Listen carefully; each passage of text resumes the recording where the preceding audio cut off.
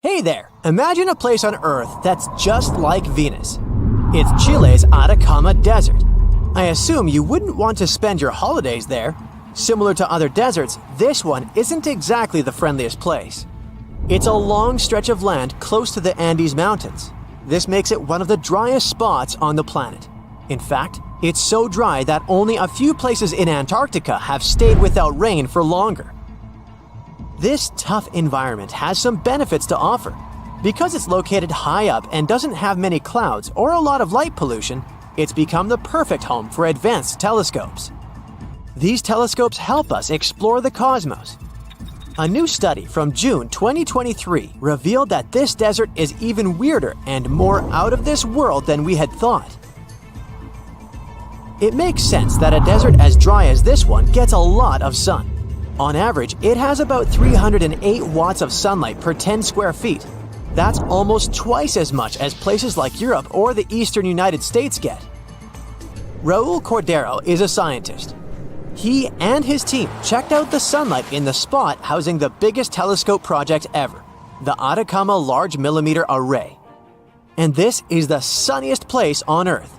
This is what you'd experience if you were about 79% of the way from the sun to Earth. Of course, if you were actually on Venus, you would have way bigger things to worry about than just a lot of sunlight. Now let's figure out why this place is almost as sunny as Venus. It's because of clouds. Usually, clouds block sunlight and keep us cool, but sometimes they can act like a magnifying glass in special situations, concentrating the sun's rays. This is called forward scattering. This happens when certain types of clouds show up during the South American monsoon in the middle of the summer. During the summer in the southern hemisphere, we're actually a bit closer to the sun, and there's less ozone in that part of the world.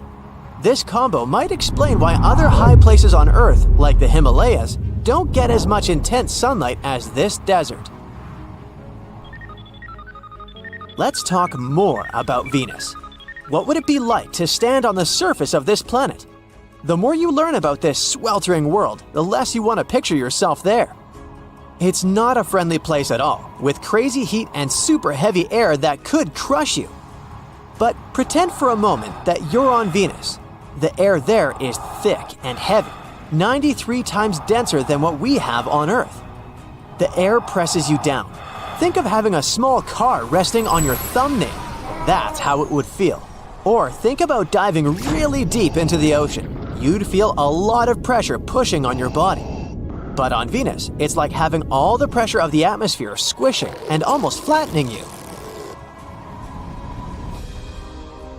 What is the weather like on Venus? Ouch! Heat. Even though Mercury is closer to the sun, Venus wins the prize for the hottest planet's surface. That thick air on Venus is mostly carbon dioxide, which acts like a blanket. When the sun shines on Venus, the heat gets trapped by this blanket of air, and the planet heats a lot. Temperatures on Venus can hit 860 degrees Fahrenheit. Now, how do we explore Venus without getting roasted or squished? Well, going there in person is a no-go. Robots can handle it, yet even robots have struggled on Venus. Only a handful have made it to the surface. And they only managed to survive for a few hours before getting wrecked by the harsh conditions. The good news is we're figuring out ways to study Venus without putting anyone at risk. Future missions will check Venus out from above. Spacecraft up there will be able to see through the atmosphere without any trouble. NASA's got the Veritas mission. Its aim is to make detailed maps of Venus from orbit, giving us a new view of the place. So we've examined the driest desert on our planet, the Atacama Desert. No wonder this area is the place that serves as testing grounds for space missions. But despite how arid this region is, there is life there. This is a realm of flamingos and lagoons. The place has colossal salt flats that extend for 4,633 square miles at a depth of 82 feet. It's a place of erupting geysers, naturally heated springs, towering volcanoes, herds of llamas, and deserts so parched that certain pockets have remained untouched by rain for over half a millennium. All this unfolds 2 to 3 miles above the sea level. What else survives in the Atacama Desert? It's quite hard to fathom that plants could thrive in such inhospitable conditions. Yet, they managed to survive here. Take, for instance, Tillandsia landbecki. These plants defy the odds in the desert by extracting moisture from the fog that rolls in from the nearby coast. This fog water can also serve as a sustainable water source for humans. These plants lack traditional roots. Instead, they use their older, deceased parts to anchor themselves in the sand, forming little dune-like structures. They draw moisture out of the mist through their slender leaves and shoots, which swell upon contact with water. Nocturnal dew also provides water, particularly during the summer when fog is scarce. Together, plant communities existing there are known as lomas vegetation. The presence of this vegetation in the Atacama Desert is limited to a narrow coastal area where fog regularly occurs. Factors such as the distance from the Pacific, prevailing wind direction, and topography restrict the distribution of fog ecosystems. Satellite data analysis reveals that plants grow at altitudes ranging from 2,625 feet to 4,100 feet above sea level and up to 28 miles inland. They are mainly found on sandy plains along fog corridors or on slopes. They're about as tall as 1.5 feet, and they usually form a line. This clever lineup helps them catch all the moisture and yummy nutrients they need. The arrangement of these clusters depends on how much foggy water they can find. These tough desert plants are like water wizards of the plant world. They're so good at surviving in the desert that they give us ideas about getting water from fog. Water is precious in places like Iquique and small villages near the desert. Plus, with all the digging for stuff like copper and lithium, which makes batteries work, they need even more water. Usually, people get drinking water from under the ground, but these little plants have something to teach us. Using this trick, we're making a map showing where these plants like to party most. This map could help us find perfect spots for catching fog with special nets. Here's another idea that will make you feel like you're on the surface of another planet. Pelican Point is in Namibia. You might not expect it, but Pelican Point is actually a great place to surf. Every year, it only gets around 0.30 inches of rain, but that doesn't stop surfers from riding the waves. The weather is kind of unique here. It's hardly ever too hot or too cold. This place has an unusual type of dry climate, thanks to the cold ocean currents near the bay. Skeleton Bay, alternatively named Donkey Bay, is an iconic surfing location.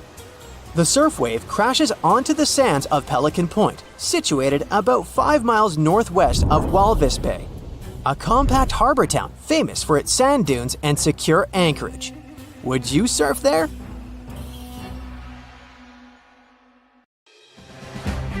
Hey now, get ready to dive into the Sea of Mysteries, also known as the Black Sea. It is the largest inland body of water in the world, bigger than the entire state of California.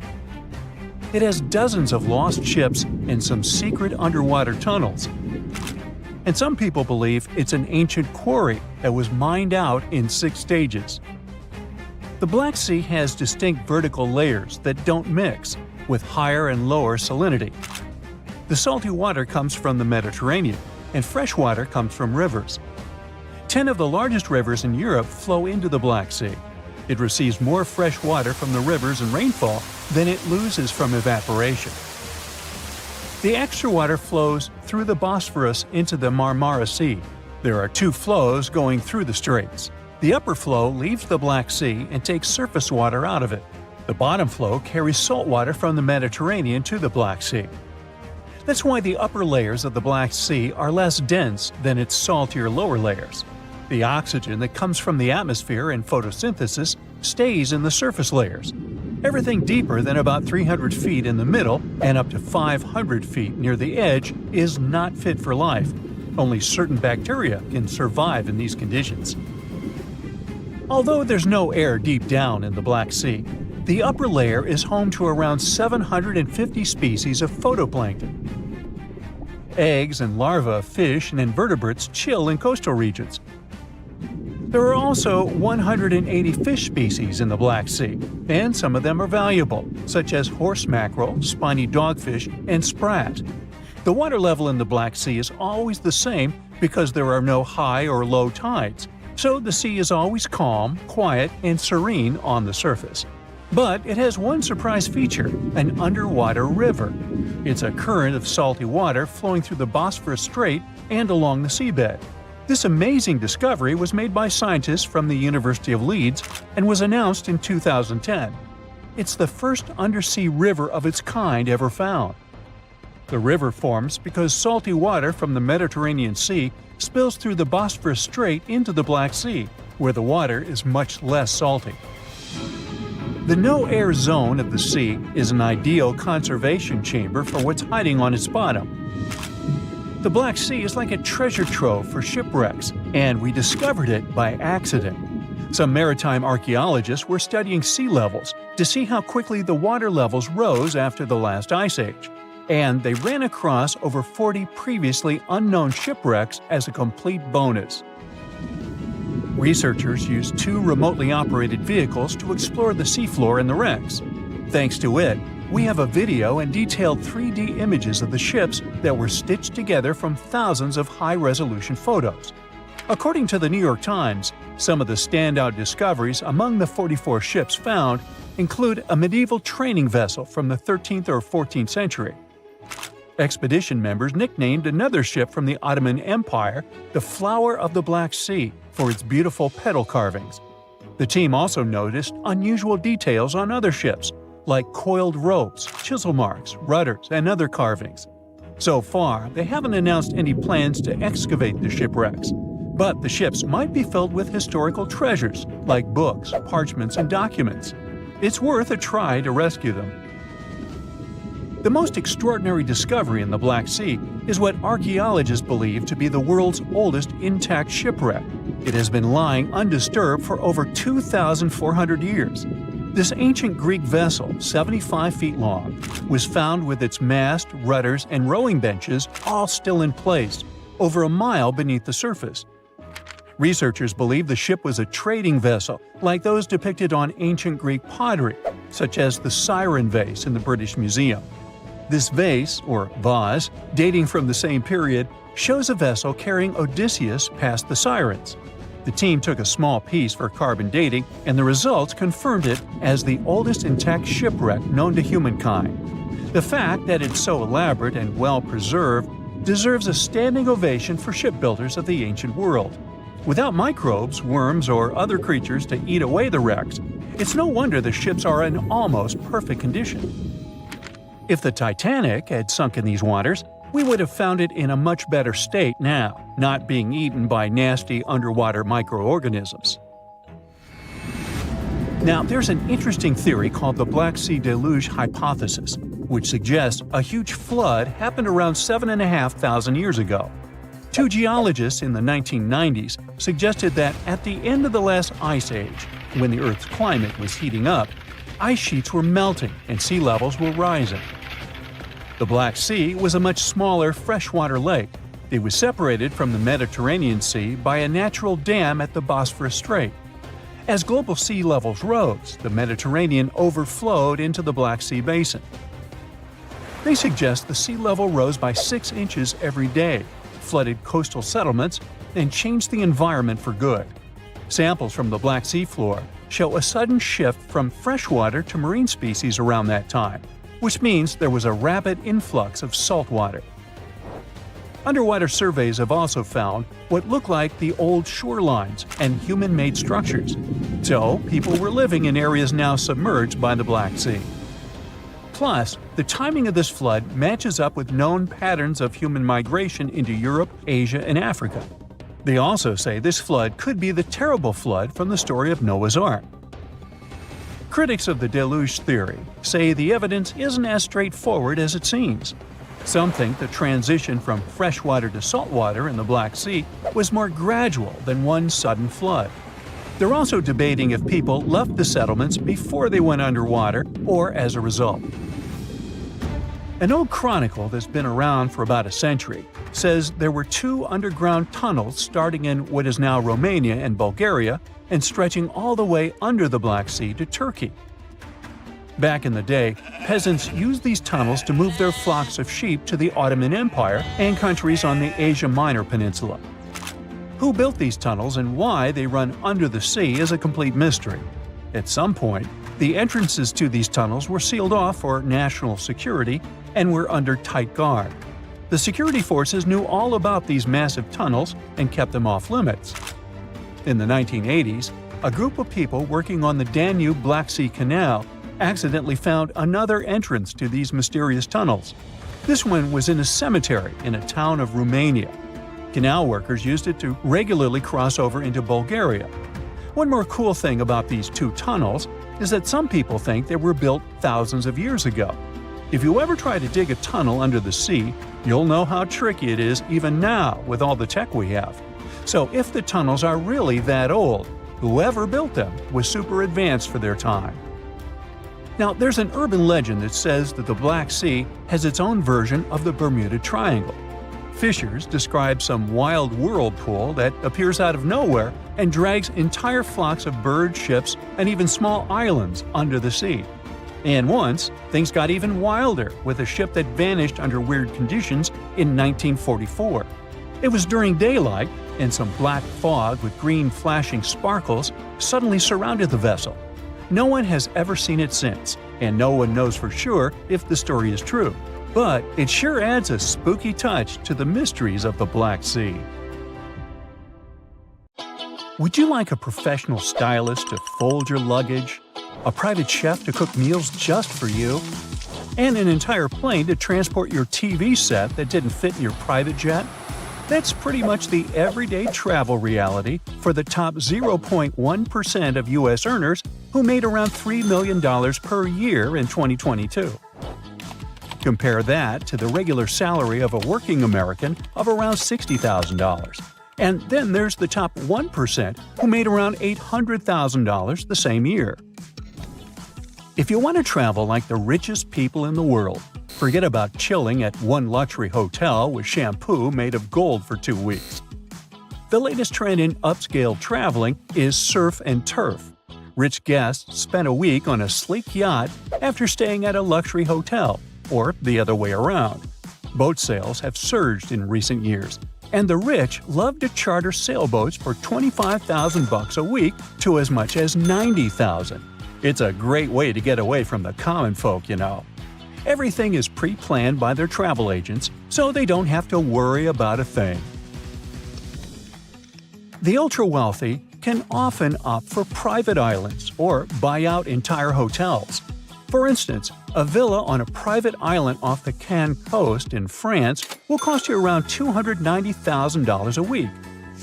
It's in high demand, a reasonable price to pay for the absence of neighbors or traffic.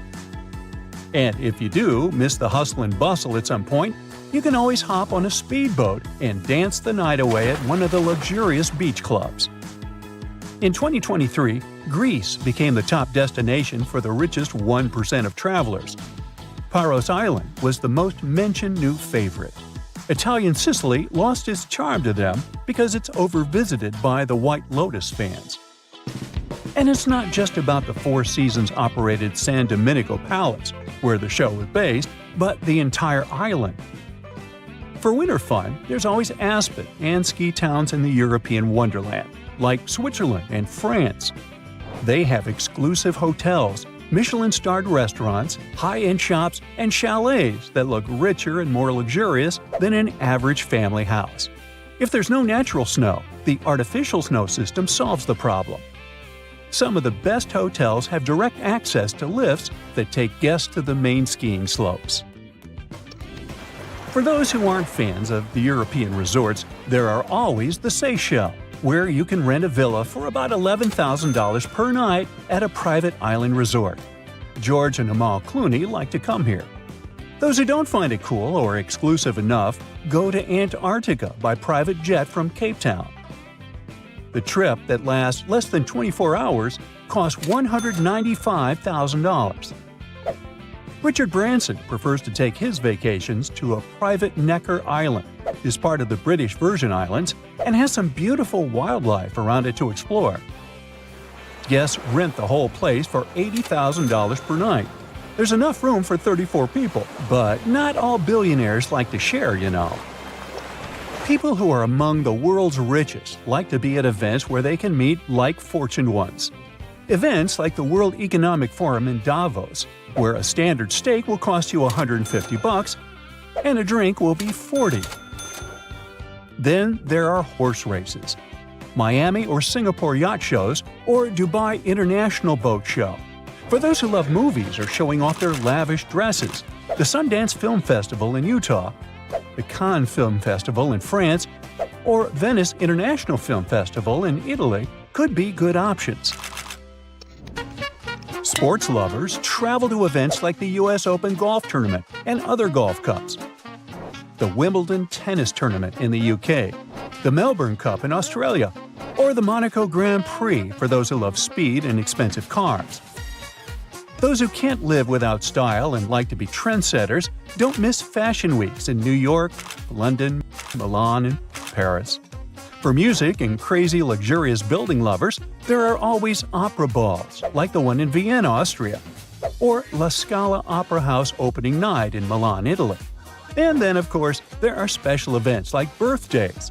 When she was turning 22, billionaire Kylie Jenner rented a super yacht for over $1 million per week. An average person would have to save up for years to rent this vessel, even for one day. Okie dokie, so they need to find a way to get to their deluxe point B, right? Well, more and more people opt for private jets.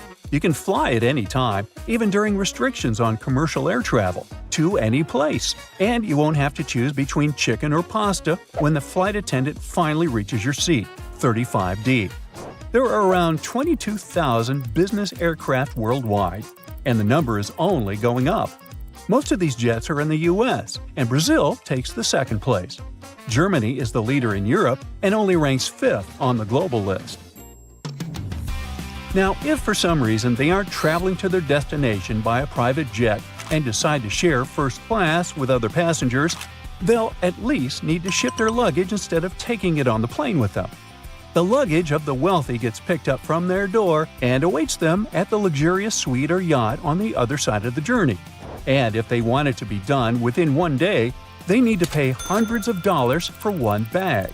By the way, you don't expect them to pack their bags all by themselves, do you?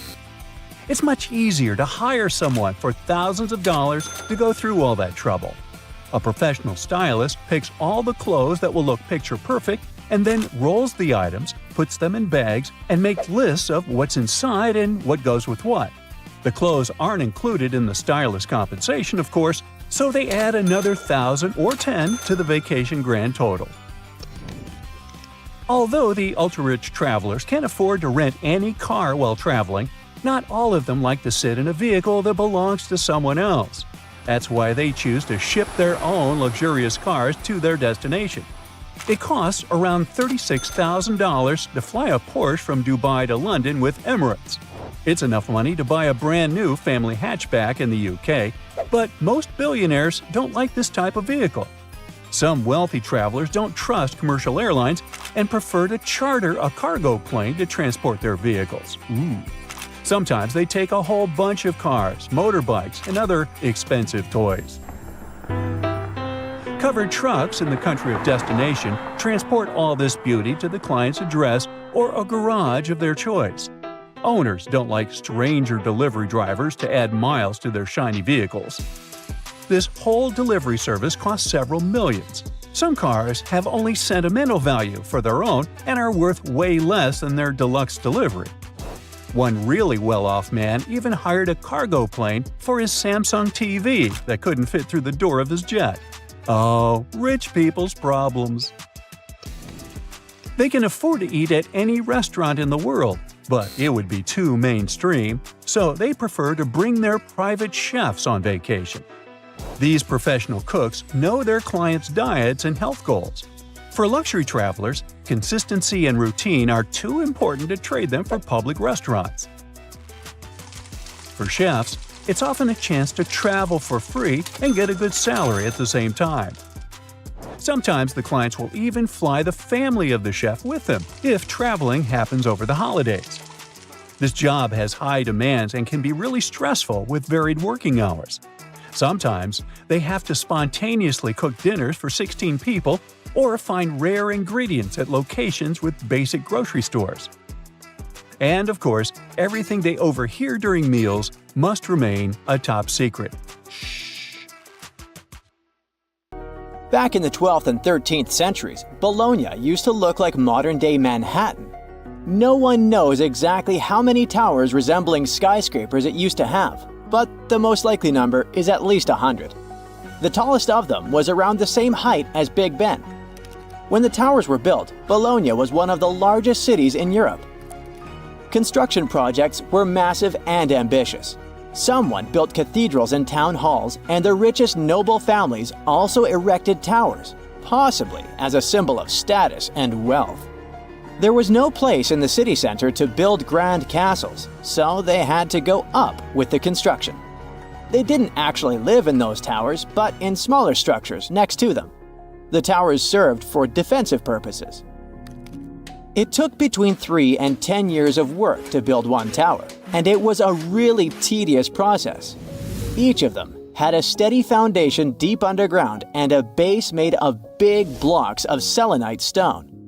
The rest of the tower was becoming thinner and lighter the higher it went. In the 13th century, they demolished many of the towers, and others just collapsed by themselves. Some of them were later reused as city towers, shops, or residential buildings. Now you can see only 22 towers still standing in the center of Bologna. 2 of them have become the unofficial symbol of the city, mentioned in every guidebook. Another historical surprise coming from Italy is that gladiators weren't only male. Gladiatrix were rare, but they did exist. There's evidence that several women took part in Rome's public games. In ancient texts, these women were often called ludia, or mulieres, but not ladies. Some scholars think it means that it was mostly lower-class women in the arena. The term gladiatrix wasn't used in ancient times. It was first coined in the 1800s. Women who chose to become gladiators seemed to do so for independence, fame, financial rewards, and probably debt remission. They were most likely honored like male gladiators. All this was a bit tricky to accept in Roman society at that time, and women's roles in it. At the beginning of the current era, the Roman Senate passed a law prohibiting free-born women under 20 from taking part in arena games. Emperor Septimus Severus banned all women from the arena in the year 200 of the current era. He was probably afraid that women might want to compete in the Olympic Games. It would seriously mess up the existing social order. Pineapples were once the equivalent of designer bags and watches today, a symbol of wealth and status in Britain. You can still see them at the top of the western towers of St. Paul's Cathedral, one of the most famous landmarks of London. Explorers who came back from the Americas described pineapples with so much enthusiasm that everyone was dreaming about trying the king of fruits, as it was called. Pineapples need very high temperatures and years to mature. And despite the cold and rainy climate of England and Scotland, you could see pineapples growing in any wealthy country house garden by the end of the 18th century. They even installed special greenhouses called pineries with heating systems. A single pineapple was worth up to 80 pounds, which is about $15,000 today. Of course, people would hardly eat this expensive beauty, but send it as a gift or display on a dining table until it would rot. Folks who couldn't afford to buy a pineapple would sometimes rent one to show off wealth at a party. The king of fruits became a part of various designs and tableware for the rich. Stone pineapples on gateposts and the pineapple atop the Wimbledon trophy are living memories of that time. Around 1820, there were so many pineapples imported from abroad that they started losing their luxury status. 100 million years ago, there were giant crocodiles living in the Sahara Desert. In the 1990s, paleontologists found fossilized skeletons of primitive crocodiles, including the so-called supercroc. they discovered several partial skeletons from 110 million years ago. This prehistoric giant with a head as large as an adult human was about 40 feet long. That's about 2 times as tall as a giraffe. The croc thrived both in water and on land as part of a diverse ecosystem of ancient North Africa. The expeditions to the Sahara found a whole lost world of ancient crocodiles, with some species that resembled modern animals. One of them was the dog croc. With its tall legs and keen sense of smell, it moved through the surroundings, much like a dog. Another fascinating find was the duck croc, a 3-foot-long crocodile with duck-billed platypus-like features. It was adapted for life on land rather than water. And then there was also the rat croc, a small 2-foot-long crocodile. This species had front teeth, perfect for digging up insects. These prehistoric creatures were more agile, active, and probably more intelligent than today's crocs, who are passive hunters. If noise-canceling headphones had been invented in the 19th century, they would have come in really handy. On the 27th of August 1883, the island of Krakatoa in Indonesia experienced a catastrophic eruption. It produced what is believed to be the loudest sound ever recorded. As Krakatoa collapsed, it triggered tsunamis with waves reaching 151 feet that traveled as far as South Africa. Krakatoa was an uninhabited volcanic island that hadn't erupted for 2 centuries before this terrible day. The eruption took the lives of over 30,000 people and caused extreme fluctuations in air pressure, perceived as sound. A barometer at a gasworks 100 miles from Krakatoa recorded 172 decibels. An average human can withstand up to 130 decibels of sound without getting in serious trouble. This intense pressure ruptured the eardrums of sailors on the British ship Norham Castle, which was 40 miles away from Krakatoa. The sound wave from it circled the globe, and people could still hear it even 3,000 miles away where it resembled cannon fire. The late 1800s were a golden era for grand mustaches. But there was one problem. You couldn't enjoy a cup of tea with this kind of facial hairstyle.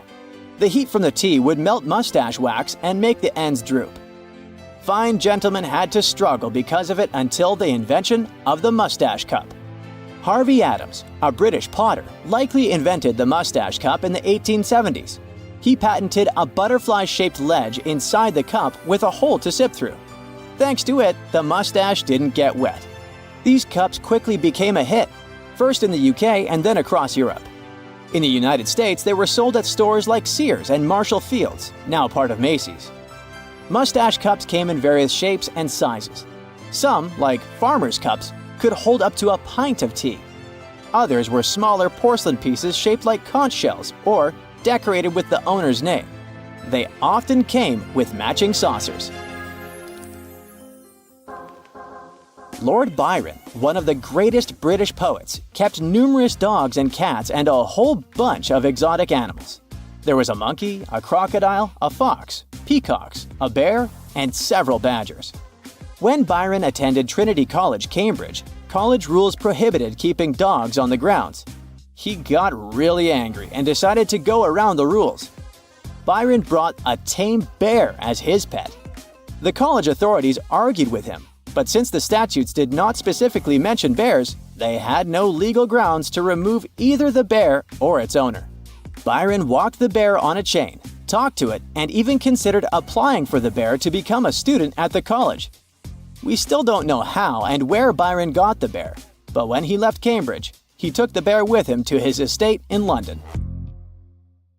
If you think you're safe from violent tornadoes because you aren't living in the tornado alley, you could be dangerously wrong. It's shifting to the east. It looks like we're about to see fewer single tornado days and more days with multiple powerful tornadoes. And because they're shifting into more populated areas, they could take more lives and ruin more homes. There isn't enough time to build infrastructure to protect everyone from this fast-moving danger. So the least you can do to save yourself is learn as much as you can about it. About 1,200 tornadoes hit the US every year. You gotta thank the unique geography that sets up the perfect conditions for it, especially in spring and summer. Winds from the Pacific drop moisture over the Rockies and become dry and cool as they move east. They collide with warm, humid air streams from the Gulf of Mexico over the flat terrain, and that's how unstable air and wind shear, which are the perfect conditions for tornadoes, are born. Historically, tornadoes were most common in Tornado Alley. This term was first used in the 1950s by two meteorologists as the title for their research project to study extreme weather in Texas and Oklahoma. Northeastern Texas and south-central Oklahoma are precisely the areas we think of when we talk about Tornado Alley. But in the past 10 years or so, it has shifted eastward by up to 500 miles. Now, eastern Missouri, Arkansas, western Tennessee, Kentucky, northern Mississippi, and Alabama see more tornadoes. The storms of early 2023 are great proof that this trend is real. A violent tornado hit Rolling Fork, Mississippi, and another outbreak caused huge damage in the new Tornado Alley. Data from the past 2 years shows that large tornado outbreaks with multiple twisters from a single weather system are also moving eastward and becoming more frequent and intense. The Tornado Alley is shifting eastward mainly because of supercells. Those strong thunderstorms with rotating updrafts create new tornadoes. Supercells form when warm, humid air near the ground interacts with cool, dry air higher up. You can say that we're living in the middle of a natural experiment. We see changes in the basic ingredients for severe storms. But we don't know how significant these changes are.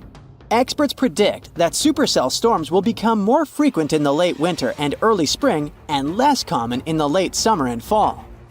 The air in recent years is getting warmer and moister, and the interactions between air masses more and more common. Experts explain that the atmosphere is becoming more unstable and the Gulf of Mexico sends more water vapor into the southeastern U.S. All these factors fuel the storms. Research also shows that the so-called dry line, which divides the wetter eastern U.S. from the drier western U.S., is shifting eastward too. This line has traditionally fallen along the 100th meridian, but has moved about 140 miles east since the late 1800s. This shift can affect where storms form, as the dry line works as a boundary for convection, where warm air rises and cold air sinks, fueling storms. Milder winters we've seen recently also mean more opportunities for unstable air masses to interact and form supercells earlier in the year. It's tricky to predict how the situation will change and how dangerous it is, because we don't have that much data on how weather patterns affect such short-lived events as tornadoes. The U.S. National Weather Service only began keeping tornado records in 1950, and they didn't catch many tornadoes in remote areas. Data shows that the number of days with tornadoes each year has decreased, but there's more tornado activity on those days when they do occur. The records also show that some years, tornadoes take the lives of up to 20 people across the U.S., and in other years, they take over 100 lives. But now, there are more people living in the paths of tornadoes because the U.S. population has more than doubled since 1950. And the Southeast, where tornado activity could go up, has way more residents now. Texas and Oklahoma are well prepared with tornado shelters, but areas in the Southeast are less equipped. Plus, there are many mobile homes in the Southeast which are vulnerable to windstorms. Tornadoes in this region often strike at night, and they are 2.5 times more likely to cause fatalities. We could possibly have more events like the 2008 Super Tuesday tornado outbreak.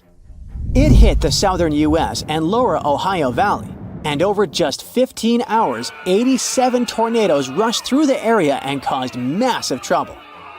57 people lost their lives across 4 states and 18 counties, and many others were injured.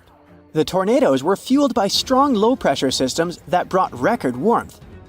There were supercells and rotating winds that produced these violent tornadoes. Early on February 5th, a squall line developed from eastern Texas to Missouri and moved east. One of the most intense tornadoes traveled 122 miles over 2 hours. By the early morning of February 6th, the severe weather threat shifted to the eastern U.S. It caused wind damage as the cold moved out to the Atlantic with snow and freezing rain from Iowa to Quebec. It ruined many homes and even swept some of them from their foundation, made mobile homes fly, blew many vehicles and tractor trailers off Interstate 40, and threw some cars on trees. There were wind gusts over 50 miles an hour from Arkansas to Indiana, hail the size of softballs, toppled trees, and power outages everywhere. Some areas were flooded because of heavy rains and melting snow. All this led to over 1,000 flight cancellations at Chicago's O'Hare and disruptions at Toronto's airport. The data from scientists can help new areas of the U.S. prepare for more tornadoes coming their way. The people in authority will also need to improve community shelters and warning systems and educate the locals on tornado safety. You can also get prepared by learning 3 basic rules: get in, get down, and cover up. When you hear the warning for an upcoming tornado, get into the most interior room in your house and stay away from doors and windows. If you have a basement or an underground tornado shelter, hide there. If not, just be on the lowest floor possible. You can use whatever's at hand to protect yourself from debris. Clothing, pillows, blankets, a mattress, or a bulky table. Anything will do. There's a tip that says that the bathroom is the safest place to hide. It makes sense because those are mostly right in the center of homes. In March 2023, a man and his girlfriend in Rolling Fork, Mississippi survived a tornado in their bathtub. It got thrown into the air but landed safely amid the wreckage of their mobile home. But there's actually nothing extra safe about being in a bathtub with a mattress. Closets and walk-in showers that are deep inside the building can also offer good protection. Don't use elevators. You can get trapped inside if there's a power outage. Stay in your shelter until you're sure the tornado threat is over. If you can, listen for updates from the National Weather Service, local radio, or TV. Multiple tornadoes can hit the same area, so it might not be safe to leave even after one has passed. When you do leave your shelter, be very careful. There could be flooding, debris, collapsing buildings, and blocked roads. Stay away from fallen power lines and puddles with wires in them, and don't use matches or lighters in case of gas leaks. Stay away from damaged buildings as they could collapse at any time. Being in a car during a tornado isn't much safer than being out in the open or in a parking lot. Many people get injured trying to drive away from storms. Tornadoes can produce hailstones the size of softballs and can easily smash a windshield. If you find yourself outside when a tornado hits, try to get inside any building you can find. If that's not possible, get as low as you can. Even a ditch or culvert can be safer than your vehicle. So Venus and Earth are so different that a foolish question like, what's longer, a day or a year, that makes absolutely no sense on Earth, totally makes sense on Venus. A day on Venus is indeed longer than a year. If we put it into Earth's perspective, a day on Venus would equal 243 Earth days, while a year would only last 225 days. So it's like your birthday is every day. Venus is often nicknamed Earth's evil twin. Their differences are so stark, you'd think they're from different galaxies altogether. Just to give you an idea of how far apart they are, if the day-to-year ratio wasn't enough, the Earth rises in the west on Venus but sets in the east. These days, one of the very few similarities between these two is their size. But try to imagine a time when Venus and Earth were like peas in a pod, besties since the beginning of the solar system. Venus used to be the life of the party. NASA scientists think Venus might have even hosted a liquid water ocean and surface temperatures that could have welcomed life for up to 2 billion years. But modern-day Venus is a different story. We're talking extreme temperatures and a thick carbon dioxide atmosphere. So, what led to this cosmic makeover? Size, location, and attitude. I mean that the distance from the Sun and internal heat played a huge role in shaping Venus and Earth's destinies. By the way, there used to be 3 siblings that could have hosted life: Venus, Earth, and Mars. Now imagine 3 cupcakes in an oven. Once they were fully baked, they were taken out of the oven. One of them was put in front of an open window in the middle of winter. Another was carefully placed on a table and covered with a nice clean kitchen towel. And the last one was accidentally forgotten and left in the oven. Oops. Mars, Earth, and Venus are like those cupcakes. Mars got too cold and not welcoming. Earth is still nice and warm and well protected from all the unpleasant things, just like the towel protects that lucky cupcake. And Venus got scorching hot and impossible to consume. In terms of development, Earth took the slow and steady route, maintaining its oceans, stable atmosphere, and biodiversity. Venus, on the other hand, cranked up the temperature, evaporated its oceans, and went all in with greenhouse gases. As a result, we have a planet where you'll melt faster than a snowman in July. Mars, on the contrary, will turn you into an ice popsicle within seconds. But chances are, it might have been pretty hospitable at some point. Some scientists believe that Mars used to be covered with flowing rivers and lakes and had no water shortages. Even today, Mars still has an ocean called Oceanus Borealis, or rather, the remains of what once used to be an ocean. It lost nearly all its water over time. Now, the sources of water on Mars include polar ice caps and minerals and rocks. According to estimates, only 1% of all that water evaporated, while 99% is still locked in the red planet. Ice polar caps are pretty simple to understand, as we have the same thing on Earth. But rocks containing water? Simple. There are at least 4 types of hydrous minerals on Mars. There are hydrous clays made of silicon oxygen, and the cool thing about them is that they can even contain magnesium and iron, which are sulfur-based hydrous sulfates. Now, don't you? I know you thought of the smell of rotten eggs. But it's typical of hydrogen sulfur and not just sulfur. These minerals have water incorporated right into their chemical formulas. There's also hydrous silica, which has water locked in its formula too. Scientists have experimented with growing plants using Martian-like conditions and found success with alfalfa. Harvesting alfalfa also helped improve the growth of other crops like turnips and lettuce. While water may be available on the red planet, the air on Mars is mostly carbon dioxide. On the bright side, and the Mars Oxygen In Situ Resource Utilization Experiment, the Mars Oxy, can produce oxygen on Mars, which could be crucial for future missions. As for energy sources on Mars, solar, wind, and geothermal energy are a few promising options.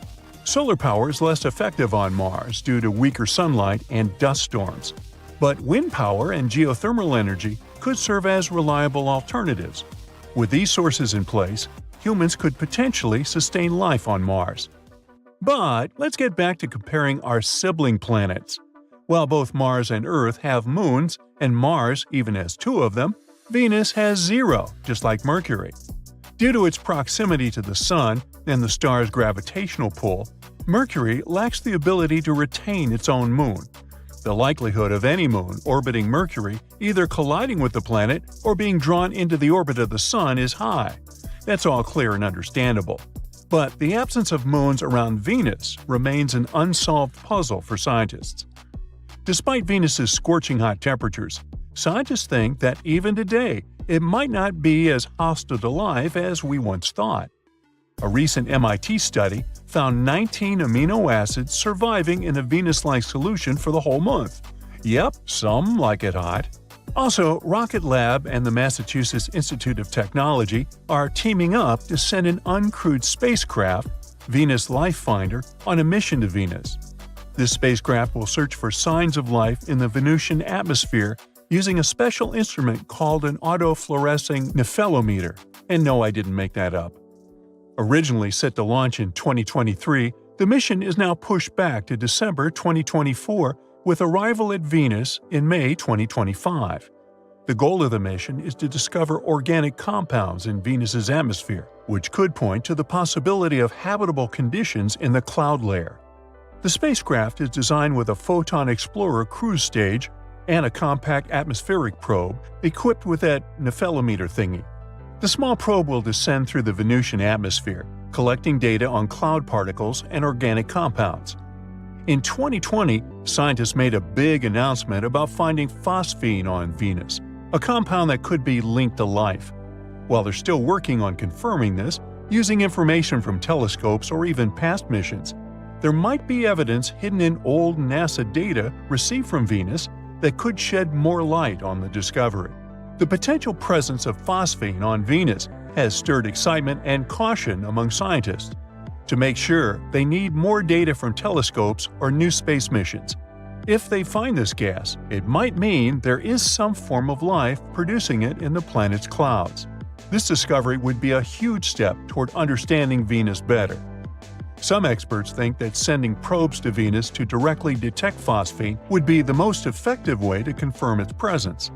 An 80s NASA mission may have already detected phosphine, but scientists back then didn't realize it.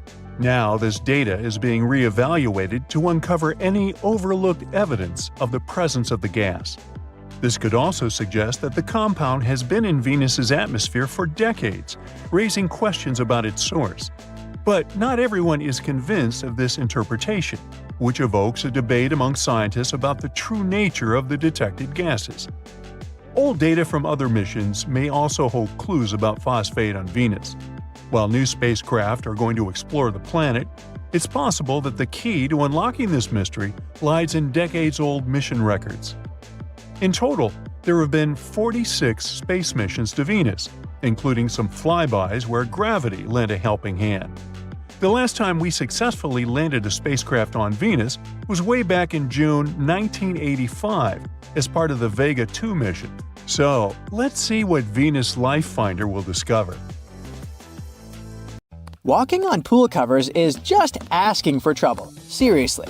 They might look harmless, all shiny and tempting, but some models aren't built to handle our weight. Fall through and you're in a whole world of trouble. First, you'll likely struggle to find the hole again, and once trapped, good luck trying to escape. Those covers are designed to float, so they're going to cling to you.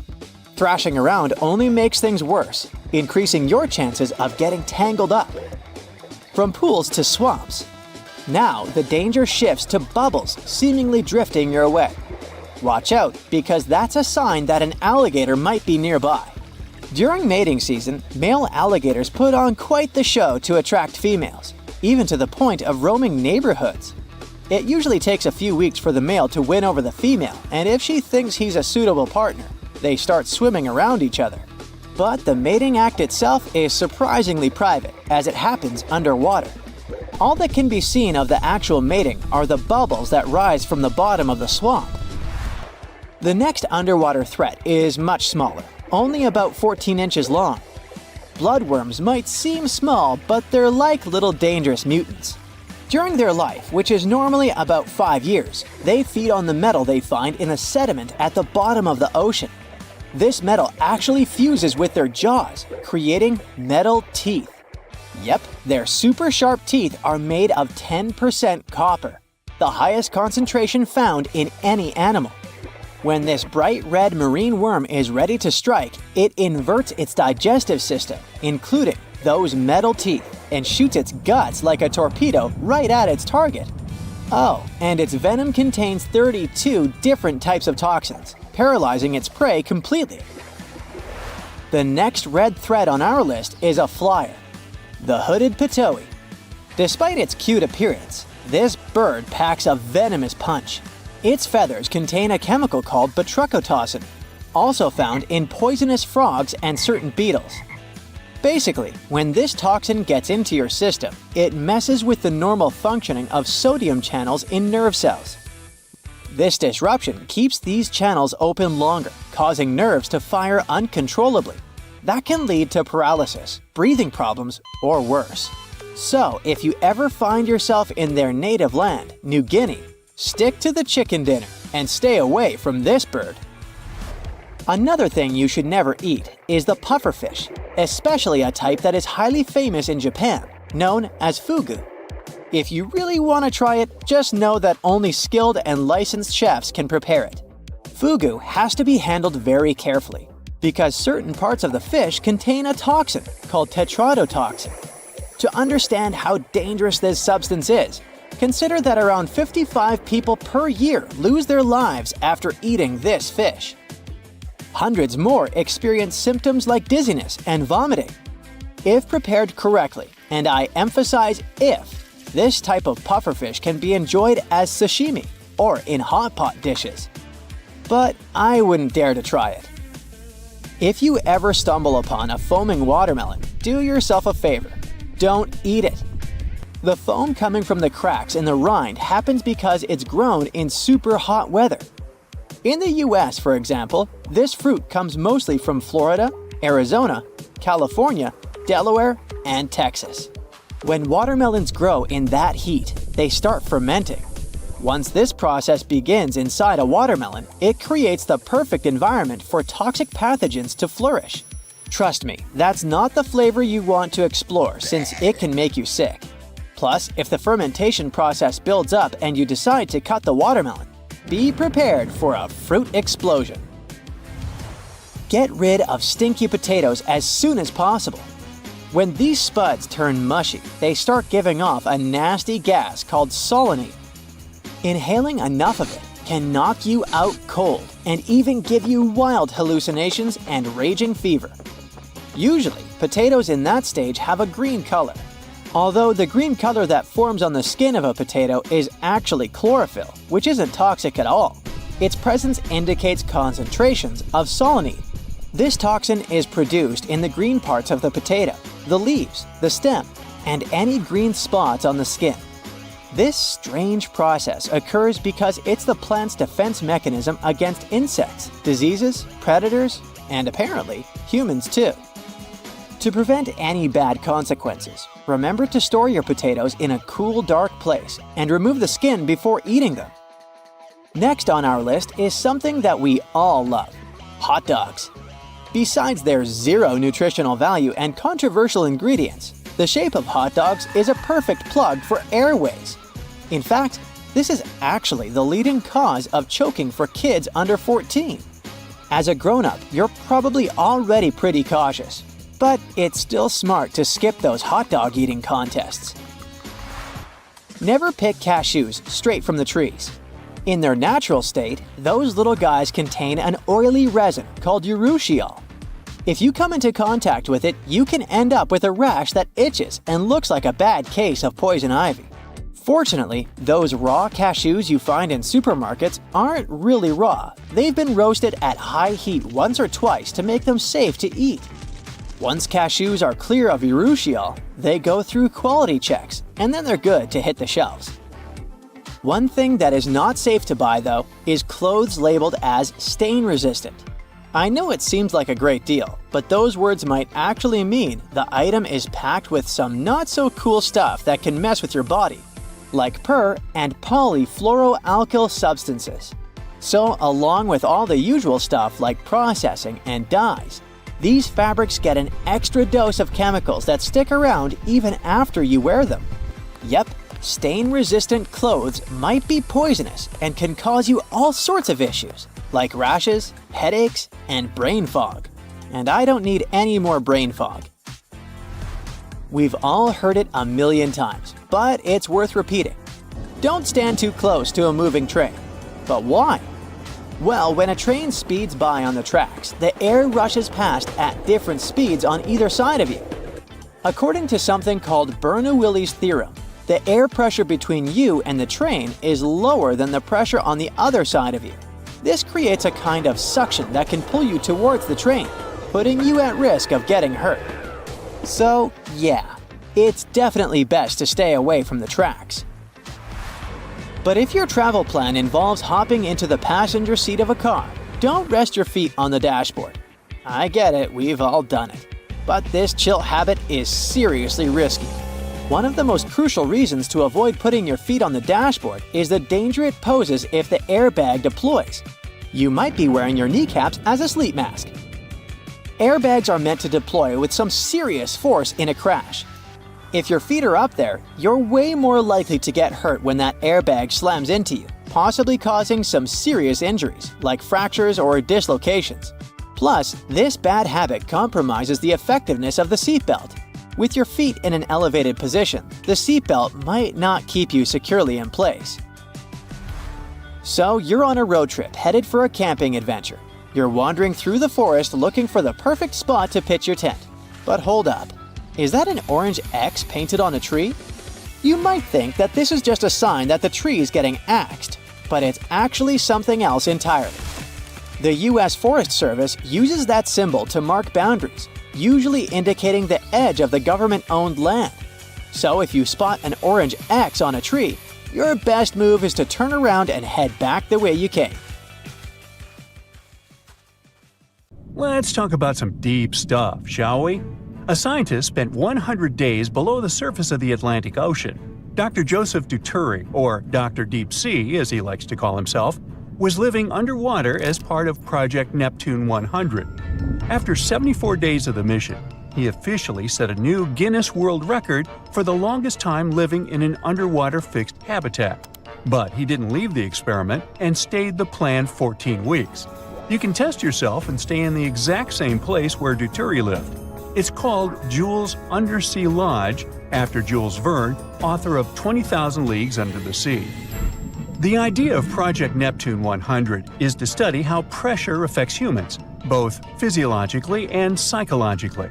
Dr. Deep Sea, who's a biomedical engineer and associate professor at the University of South Florida, stayed so long underwater to see if increased pressure can help humans live longer and prevent health problems that come with old age. From day one of the mission, Duturi actively shared what was going on social media.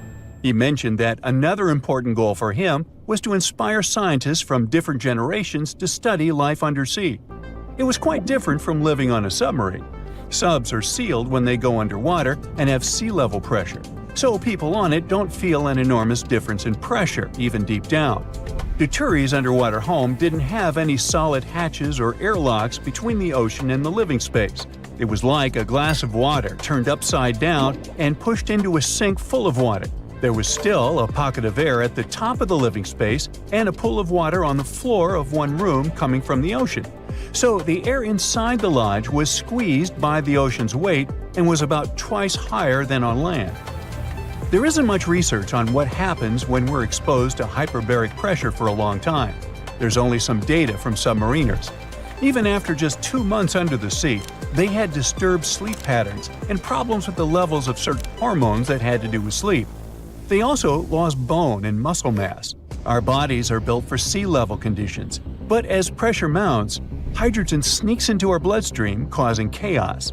Between 30 and 100 feet down, you might feel some euphoria, but dive deeper and you'll feel like you've hit the bar too hard. Scientists think it has something to do with messed up signals between neurons in our brains. Luckily for Duturi, he was only staying 30 feet deep, so it wasn't an issue. Still, he only got half the amount of sunlight we're used to on land and not nearly the same amount of vitamin C. During the 100 days of the experiment, the scientists collected data, collaborated with other researchers, virtually taught a biomedical engineering course at his university, and reached out to thousands of students from different countries online. He stayed in the 2-bedroom apartment 30 feet below the surface of a lagoon in Key Largo, Florida. It's attached to the seabed by leg structures. There are 3 windows with a direct ocean view and some marine life outside. There's a command center that keeps oxygen, water, and power levels under control. An AC keeps the temperature comfortable, and a chef dives in to cook meals for whoever stays inside. When he was done with his mission, Dr. Duturi got back on the surface. His family and friends, the media, and many fans who were following his work online were waiting for him. He's now 55 years old, and he claims that living underwater has made him feel 10 years younger. The doctors who greeted him and the results of the tests they ran on him have demonstrated the anti-aging effect.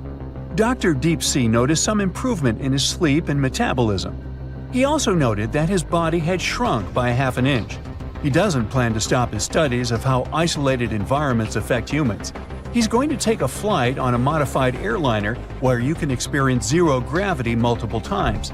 It's the next step to his dream of becoming a civilian astronaut and traveling into space by 2026. Meanwhile, Tim Yarrow in South Africa went even further and spent an impressive 10 days in the water, inside a tank at a shopping mall. He broke a world record, but his goal was just to find out what would happen to him. At the end of the experiment, his hands looked absolutely terrible. People who helped him fed Yarrow through a tube, and all his waste went out of the tank through a different tube. Good thing. Tim managed to survive the experiment, but he said he wouldn't like to do it again. Tim, a British biologist, explained that if he had stayed underwater longer, his skin would have broken down and he would have gotten seriously ill. Luckily for Yarrow, his hands went back to normal after a while, and he didn't get any permanent injuries from this weird experience. Now, if you're looking for more comfortable accommodations under the sea, you might want to stay at the world's first and most expensive underwater hotel in the Maldives.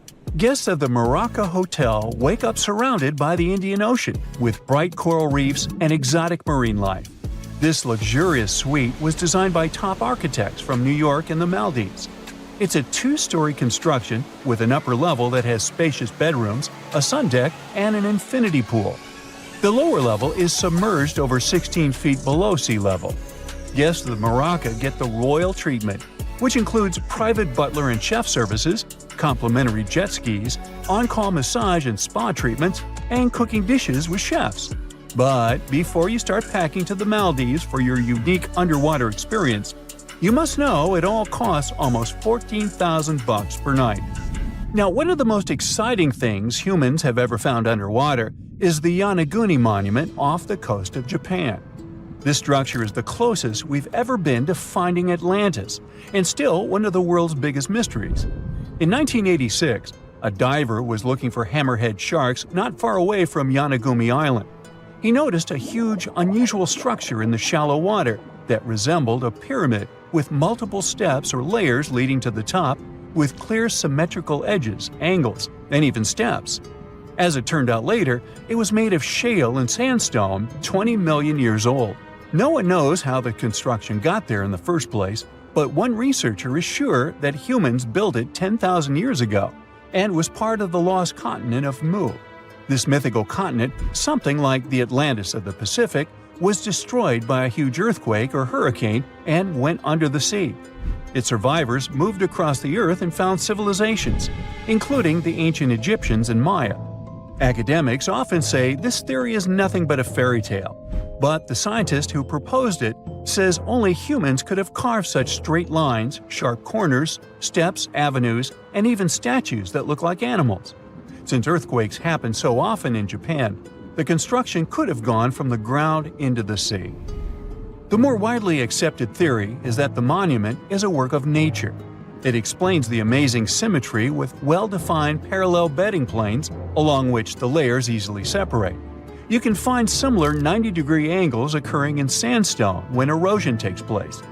The area's naturally strong currents could also have shaped it. It's possible that over thousands of years, major tectonic activity could have fractured the sandstone into geometric patterns.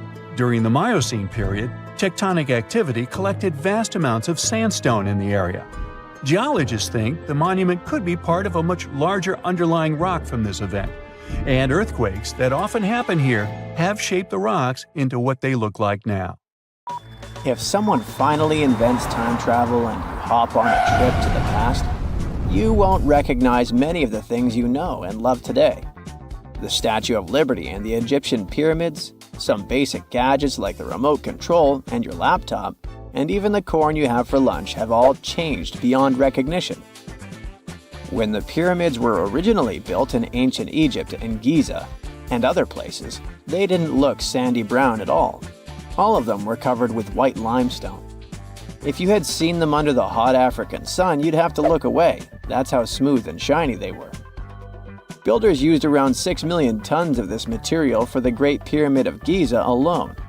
It's the largest one you can still see on your trip to Egypt.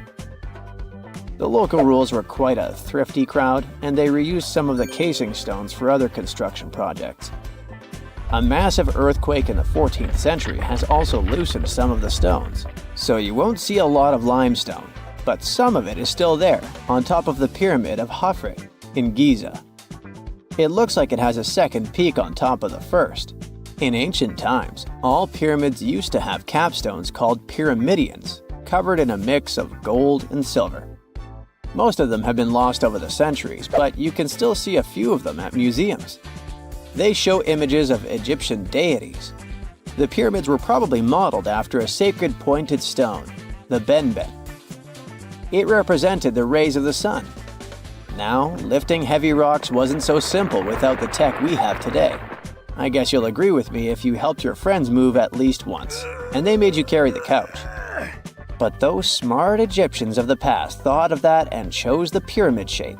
It lets the weight distribute evenly throughout the whole thing. The Statue of Liberty has also had a major makeover since it was first unveiled in 1886. Believe it or not, it used to be a shiny brown color, just like a penny. 20 years later, it changed its color to green. It wasn't a fashion statement, but a chemical reaction. The statue is covered with hundreds of thin copper sheets. When copper reacts with air, it naturally forms a protective layer called verdigris. This layer protects what's under it from corrosion, and that's why statues and other things made of copper, brass, and bronze can last so long. When Lady Liberty first turned green, people in authority decided it would be a good idea to paint it all over. It was way before social media, so you couldn't just drop an angry comment under the post describing the idea. But they wrote about it in the local newspapers, and the public didn't love the idea. Then the Times interviewed a copper and bronze manufacturer, and he confirmed they shouldn't repaint it, because removing the protective layer would mean destroying the statue. Over the years, people have suggested painting Lady Liberty several times, but no one has ever done it. I don't know about you, but I can't imagine that lady in any other color, so I guess it's for the better. You love bananas as much as I do? Next time you enjoy a juicy soft one, remember you gotta thank selective breeding for that texture. The original wild bananas had many large, hard seeds and not so much delicious pulp. And hey, who doesn't like a sugary watermelon? It has a history of over 5,000 years, and it used to have bitter, yellowish white flesh and was really tricky to open. Selective breeding saved the day again, and watermelons got way sweeter. Japanese scientists went further and invented the seedless version. Corn's grandmother is a Mexican grass called teosinte. The kernels in this grass were small and hard to get. Farmers from many thousands of years ago saved the seeds only of those plants that were larger or tastier, or with kernels that were easier to grind. Thanks, my friends, for giving us the corn that's edible and even delicious. And just imagine, wild avocados were so small that they could easily fit in the palm of your hand. The pit in them was so large you wouldn't find much edible material inside. They also had a much harder shell than the ones we're used to. You probably wouldn't get a lot of work done without your beloved computer today, but I can't tell you exactly whom to thank for this invention. The ABC from 1942 is one of the contendants for the title of the first computer. It's short for the Atanasoff Berry computer, named after its inventors at Iowa State University. The ABC weighed over 700 pounds. Yep, yours must be way lighter than that. That big boy consisted of around 300 vacuum tubes and had a rotating drum, a little bigger than a paint can, and had small capacitors on it. A capacitor is a gadget that can store an electric charge, like a battery. The ABC could solve problems with up to 29 different variables to help scientists save some time. Like modern computers, it used binary digits, ones and zeros, to represent all numbers and data. Because of that, it was possible to do the calculations electronically. And now, my favorite part, the ABC finished one operation about every 15 seconds. Just for you to compare, it's millions of operations per second now. Unlike the tech we use today, the ABC did not have a changeable stored program, so the program could only do a single task at a time. An operator had to write down the intermediate answer and then dial that back into the computer. Sounds like another reason to be happy we live in the 21st century. That remote control you use for all sorts of appliances has gone a long way too. Nikola Tesla, who gave us alternating current, designed one of the first wireless remote controls back in 1898. He named his invention teleautomation, and demonstrated it on a miniature boat controlled by radio waves. The boat had a little metal antenna attached to it. Tesla sent signals to the boat using a box with a lever and a telegraph key, which was his version of a remote control. Those signals set electrical contacts on the boat into motion and moved the rudder and the propeller, and Tesla was controlling the boat. The concept of the remote control soon spread to other gadgets. The first television remote control followed in 1950. It was designed by the Zenith Radio Corporation called LazyBone. Don't take it personally, please. This LazyBone had a massive cable that was attached to the TV set, and those who tried it didn't fall in love with the invention because they tripped over that cord. I feel your pain, my friends. If you live or work on one of the top floors, you gotta love this one. Meet the first passenger elevator. It traveled at the speed of 40 feet per minute. Not the fastest, I know, compared to today's record, which is 40 feet per second. But hey, it was built back in 1857 in New York and was more of a tourist attraction than a necessity. The elevator had a steam engine hidden in the basement of a 5-story building. 3 years later, they shut it down because the public didn't appreciate it. Otis Tufts filed the first patent for a vertical railway around the same time. His invention included an actual car with a bench inside for people to sit on. Sounds like a great spot to hang out with friends to me. What do you say? Then they started adding elevators to luxurious hotels around the world. They were entire rooms with a rich design, upholstered seats and mirrors on the walls, and sometimes even a small chandelier. There was an obligatory operator who'd close the door and the car would start its super slow ascent. It was still more about style than about speed, so I guess I'd choose the stairs. The largest volcanic region on Earth is not in Africa or Japan, but under the ice of Antarctica. Scientists found 138 volcanoes in its western part, and if they decide to go wild, you'll surely notice it. They could melt huge amounts of ice that will move into the ocean, raise its level, and make our planet uninhabitable for humans. But before you pack your things to fly away to another planet, hear me out. Only 2 of the Antarctic volcanoes are officially classified as active now, and it would take a whole series of eruptions, decade after decade, to seriously impact the whole world. Mount Erebus, one of the 2 Antarctic volcanoes currently in action, proudly bears the title of the world's southernmost active one. It has been continuously erupting since at least 1972. It emits plumes of gas and steam and sometimes even spews out rocks, and scientists call it Strombolian eruptions. One of the coolest features is a lava lake in one of its summit craters, with molten material on the surface. Such lakes are rather rare because they need certain conditions to make sure the surface never freezes over. The second active volcano is Deception Island, a horseshoe-shaped landmass. It is the caldera of an active volcano that last erupted over 50 years ago. Scientists who monitor it say it shouldn't go wild anytime soon. Antarctica also has plenty of fumaroles. Those are volcanic vents that release gases and vapors into the air. In the right conditions, they can spew out enough stuff to build fumarolic ice towers up to 10 feet tall. Scientists keep an eye on the Antarctic volcanoes with seismometers that detect when the Earth starts trembling from volcanic activity. Sometimes they also use more complicated tech, but it's all really challenging because of how far away this polar region is and how tricky it is to get there. That's why no one can predict when one of the continent's volcanoes that are now sleeping might erupt. We can guess what this waking up would look like if we analyze the events from nearly 20,000 years ago. So, shall we? One of Antarctica's sleeping volcanoes, Mount Takahe, had a series of eruptions and spewed out a good amount of halogens rich in ozone back then. Some scientists say these events warmed up the southern hemisphere. Glaciers started to melt and help finish the last ice age.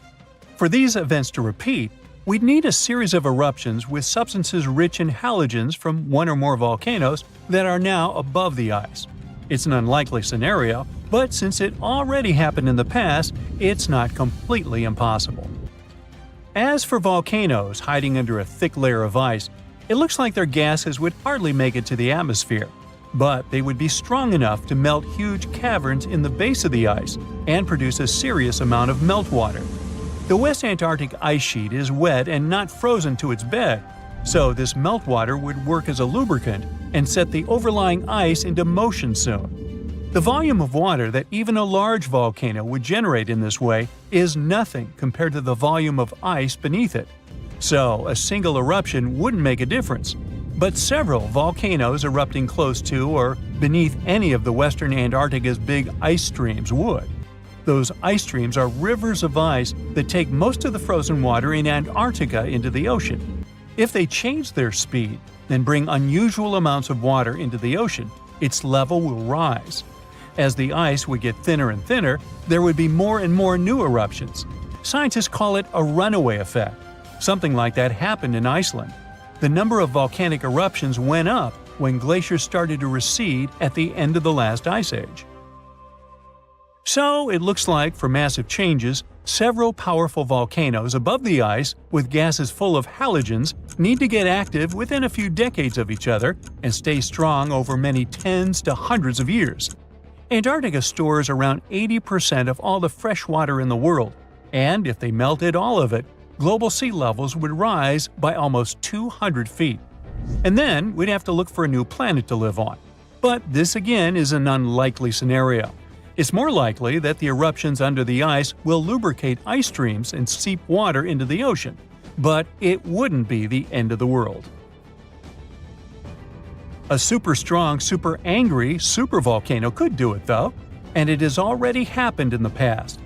Over 200 million years ago, the world went through a major makeover with not one, not two, but 4 massive volcanic eruptions in huge pulses.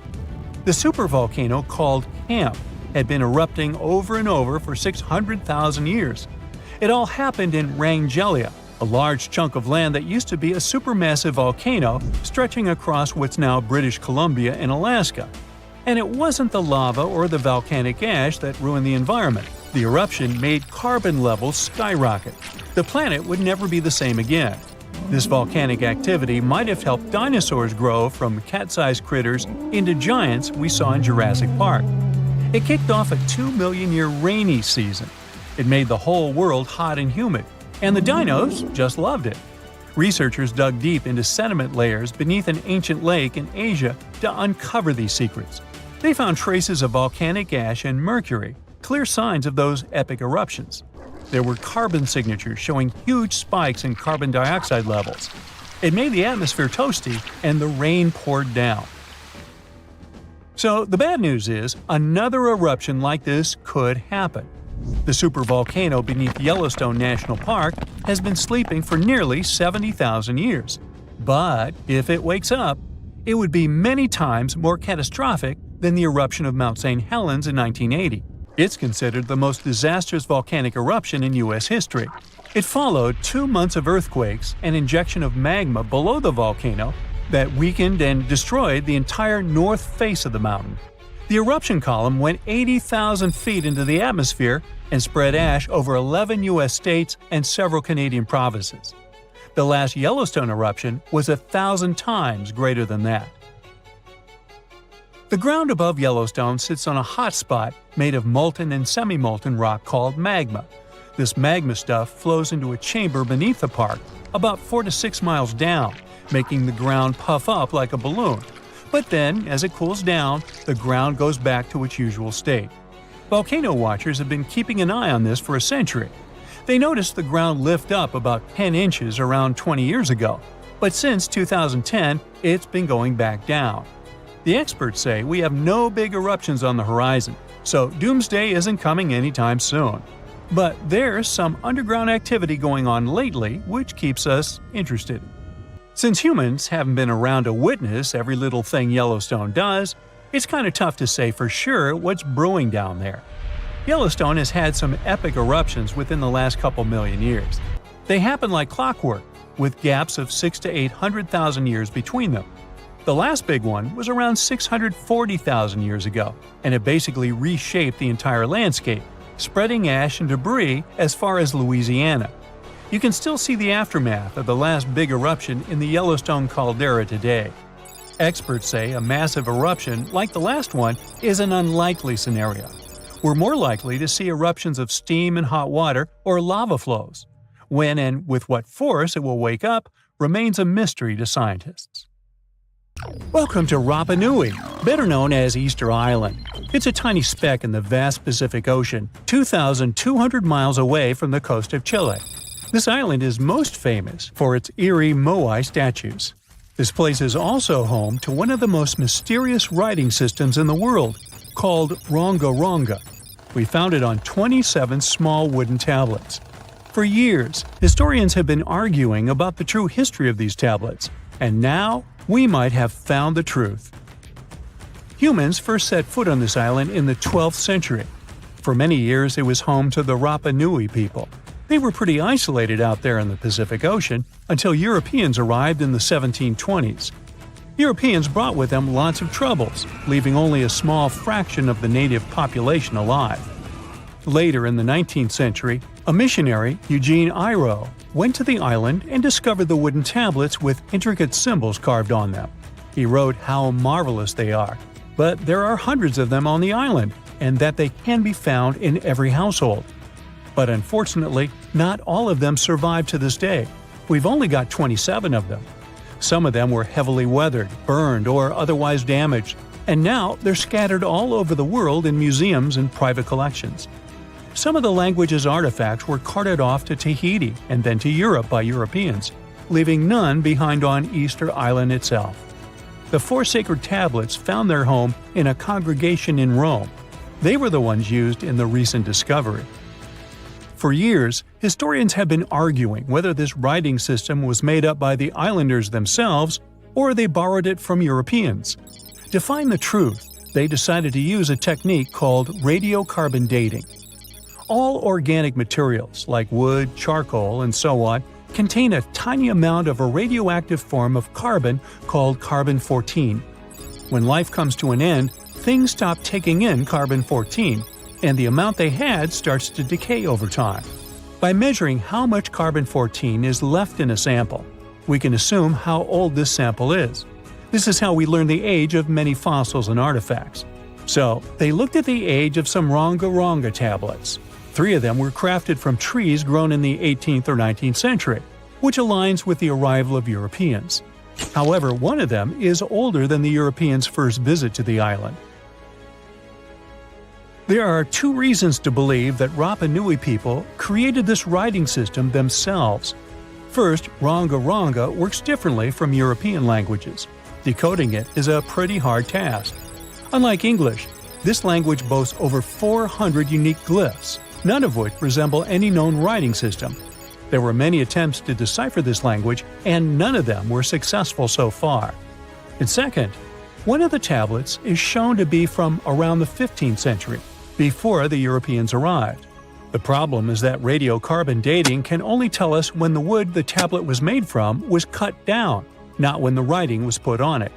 And since we've only got one tablet to go by, this isn't enough to be completely sure. On the other hand, why and where would they preserve cut wood for over 200 years just to grab it and write something on it one day? But anthropologists and historians say that it's possible.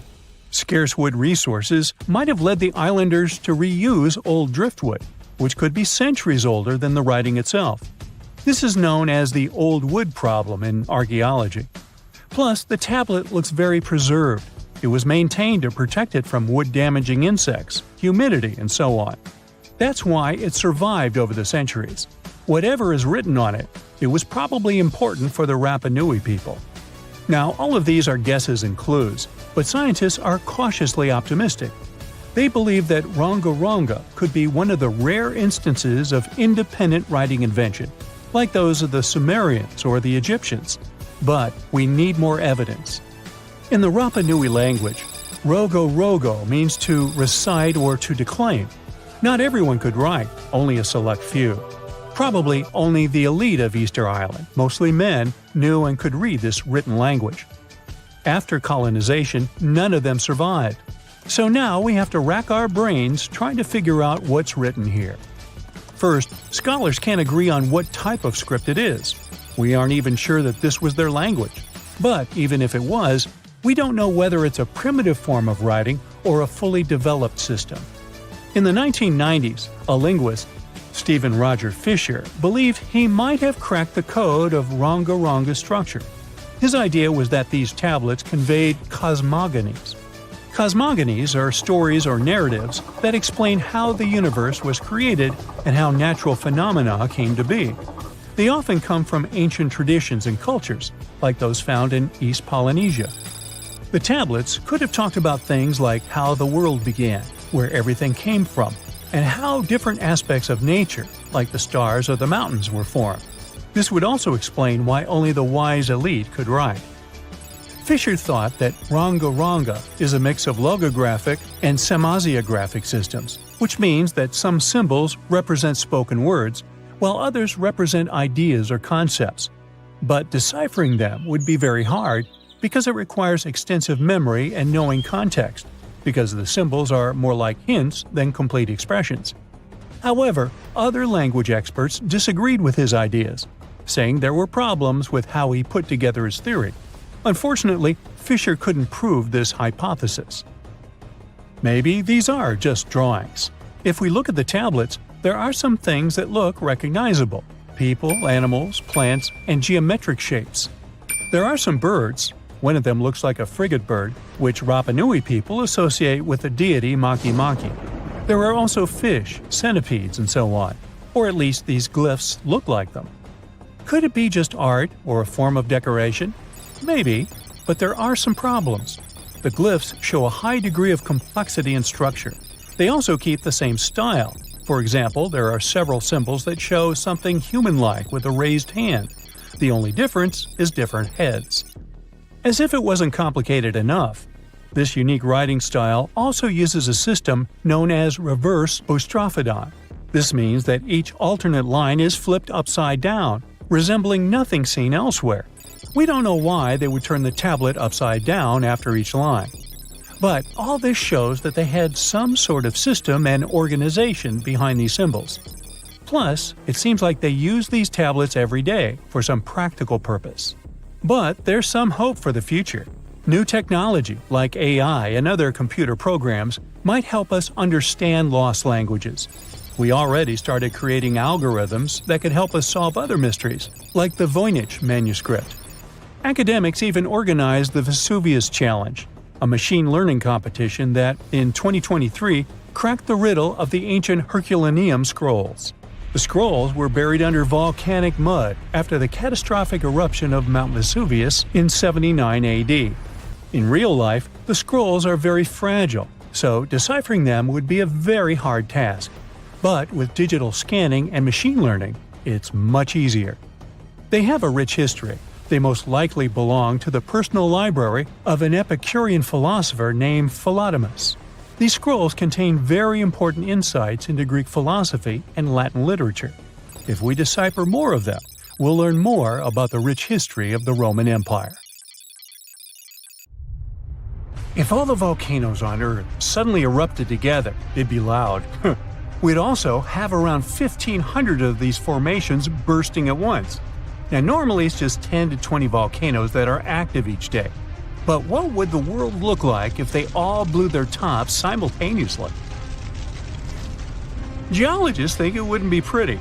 Even if only the land volcanoes erupted together, it would set off a chain reaction way worse than anything we've ever seen before. The two big problems would be ash and volcanic gases. While the explosions in lava would be damaging for people nearby, the real danger lies in what happens next. A thick layer of ash would cover the planet, blocking out sunlight completely. No sunlight means no photosynthesis, which means crops would fade away and temperatures would drop considerably. And all this ash cloud could remain in our atmosphere for up to 10 years. Now, ash aside, there's also acid rain to worry about. Volcanic gases like hydrochloric acid and sulfur dioxide would mix with the atmosphere and fall back down as acid rain. This type of weather would harm the groundwater and ocean surfaces. Even if humans would find a way to survive up to this point, we'd have no corals and no other sea creatures around. Scientists have seen similar events in Earth's history at a smaller scale. Big volcanic eruptions have been linked to mass extinctions. When Mount Pinatubo erupted in 1991, it cooled parts of the world for 2 years. But the extra carbon dioxide from these eruptions could also heat the planet, the same way we turn our stoves to broil for that extra crispy layer on our casserole. Geologists also mentioned that there's evidence in our atmosphere that stuff like this may have happened in the distant past. During the Cretaceous period, carbon dioxide levels were way higher than today, which made it difficult for marine life to thrive. Who would survive all this? Probably just some extremophiles, these organisms that survive in harsh conditions like hot springs or deep undersea vents. As for humans, we could all lay low in underground bunkers until things clear up, or build multiple space stations that could fit us all. Yeah, right. The chances of all volcanoes erupting at once, though, are very slim. Whew! That's because there isn't one giant source supplying all the volcanoes on Earth. Each one of these openings has its own deposit of magma, except for a few cases where they indeed share the supply. For example, in 1912, Nova Rupta in Alaska erupted alongside another volcano sharing magma. Scientists have also found evidence of magma hiding under volcanic areas, like under the Taupau volcanic zone in New Zealand. This magma can spread out horizontally for long distances, but is still just a local feature. Even if we consider all the magma under Taupau as one system, it's not connected to other volcanic areas like Indonesia or the Philippines. Because the great majority are isolated, volcanoes can't sync up to erupt at once. The magma comes from different processes, like mantle decompression or adding water to the mantle through subduction. There's no way to make all these different volcanoes erupt together because of how tectonics work. Now, that doesn't mean we won't see interesting volcano activity in the future. Take an underwater area near British Columbia, where recently about 200 small earthquakes per hour have been noted. Deep beneath the Pacific Ocean floor, off the coast of Vancouver Island, magma is set to erupt, heating the water so much that it'll bubble like soda. However, this event will likely go unnoticed by anyone other than scientists. The anticipated eruption will most likely happen around 3 miles below the ocean surface. Scientists explain that the earthquakes range from negative to 4.1 magnitude, meaning only those nearby would feel any tremors. This unusual activity gives us a rare opportunity to study how the Earth's crust forms. The magma beneath the ocean floor is estimated to be almost 1,500 degrees Fahrenheit, but will cool rapidly upon eruption and contact with water. This runny rock will solidify upon contact with the seafloor, turning black quickly. This event will be useful for biologists too, who will have the opportunity to study the marine animals' response to any changes, like run! Antarctica, often seen as a vast icy continent, also holds a volcanic surprise beneath its frozen surface. Researchers have identified over 130 under the western ice sheet alone, making it the largest volcanic region on Earth. Most of these volcanoes, about 90, were only recently discovered in 2017. But could any of these Antarctic volcanoes actually erupt? Well, it depends on which volcano we're talking about. While these formations are relatively young in geologic terms, it's hard for scientists to tell if they're still active or not. There are only 2 confirmed active volcanoes in Antarctica, Deception Island and Mount Erebus. The latter, standing tall as the highest peak on the continent, has been continuously erupting since at least 1972. It's known for emitting gas and steam, and sometimes even throwing out rocks in what are called strombolian eruptions. One of its most notable features is a persistent lava lake in its crater, a rare phenomenon due to specific conditions needed to keep the surface molten. For instance, it's fueled by a steady supply of magma from deep within the Earth's mantle. This continuous inflow of molten rock provides the material for the lava lake to exist. It also features low ambient temperatures. Despite its location in Antarctica, Erebus has relatively mild temperatures in its summit region because of the heat generated by the volcanic activity. This allows the lava lake to remain liquid rather than freezing over. Deception Island, another active volcano, last erupted in the 70s. While it's currently not showing signs of imminent eruption, it's being monitored closely for any concerning activity. Apart from these two being confirmed to be active, Antarctica is dotted with fumaroles, openings in the Earth's crust that release gases and vapors. Sometimes these fumaroles can create icy towers reaching heights of 10 feet. What we should focus on is maybe supervolcanoes. They're this type that has the potential to produce the most massive and destructive eruptions. Unlike the typical one, which has a single vent, supervolcanoes have a vast magma chamber beneath the surface, spanning tens or even hundreds of miles in diameter. Their eruptions can have catastrophic effects on the surrounding area and even impact global climate patterns because of the amounts of ash and gases they spill out into the atmosphere. One famous supervolcano is the Yellowstone one, which some say is gearing up for another eruption. It has the capacity to unleash a colossal eruption, spewing over 240 cubic miles of material. As much as we'd like to predict its behavior, volcanoes don't stick to a calendar. On the contrary, eruptions simply happen when there's enough magma beneath the surface. There also needs to be enough pressure for the magma to travel upwards. As far as we can measure, these conditions are not currently met at Yellowstone. Sure, many volcanoes operate on a cyclical pattern, but that doesn't mean Yellowstone is overdue. In fact, Yellowstone has had just 3 major eruptions over the past 2.1 million years. Also, the term supervolcano refers to the formation's size, not necessarily how fussy it is. Yellowstone's monitoring is extensive, tracking seismicity, ground deformation, thermal emissions, gas, water chemistry, and surface changes. Signs of an eruption would include thousands of earthquakes over a short period. We'd also see deformation on the ground and weird gas emissions ahead of time. Stable as it might look like for now, the consequences of it having a major eruption could look ugly. Ash dispersion could blanket a 500-mile radius, potentially disrupting Midwest agriculture and clogging waterways. Ash and gas emissions into the stratosphere could induce global climatic effects, making our planet colder for several years. And yes, we've seen some research that it shows there's more liquid molten rock under the Yellowstone volcano than scientists believe. But that doesn't translate to imminent danger. So, since 2000, the world has been hit with more than 1,700 earthquakes with magnitude greater than 5.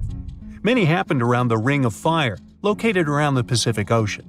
In North America, the biggest threat is the San Andreas Fault Line, which can create an earthquake of a magnitude higher than any other, earning it the spine-tingling nickname, the Big One. The potential destruction of California is a terrifying prospect that could have unimaginable consequences. But the Big One is just the beginning of what's to come. Bad news!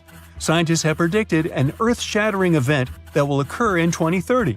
Like it or not, there's a 70% chance that we'll experience the Big One, and it will be an earthquake with a magnitude of 6.7.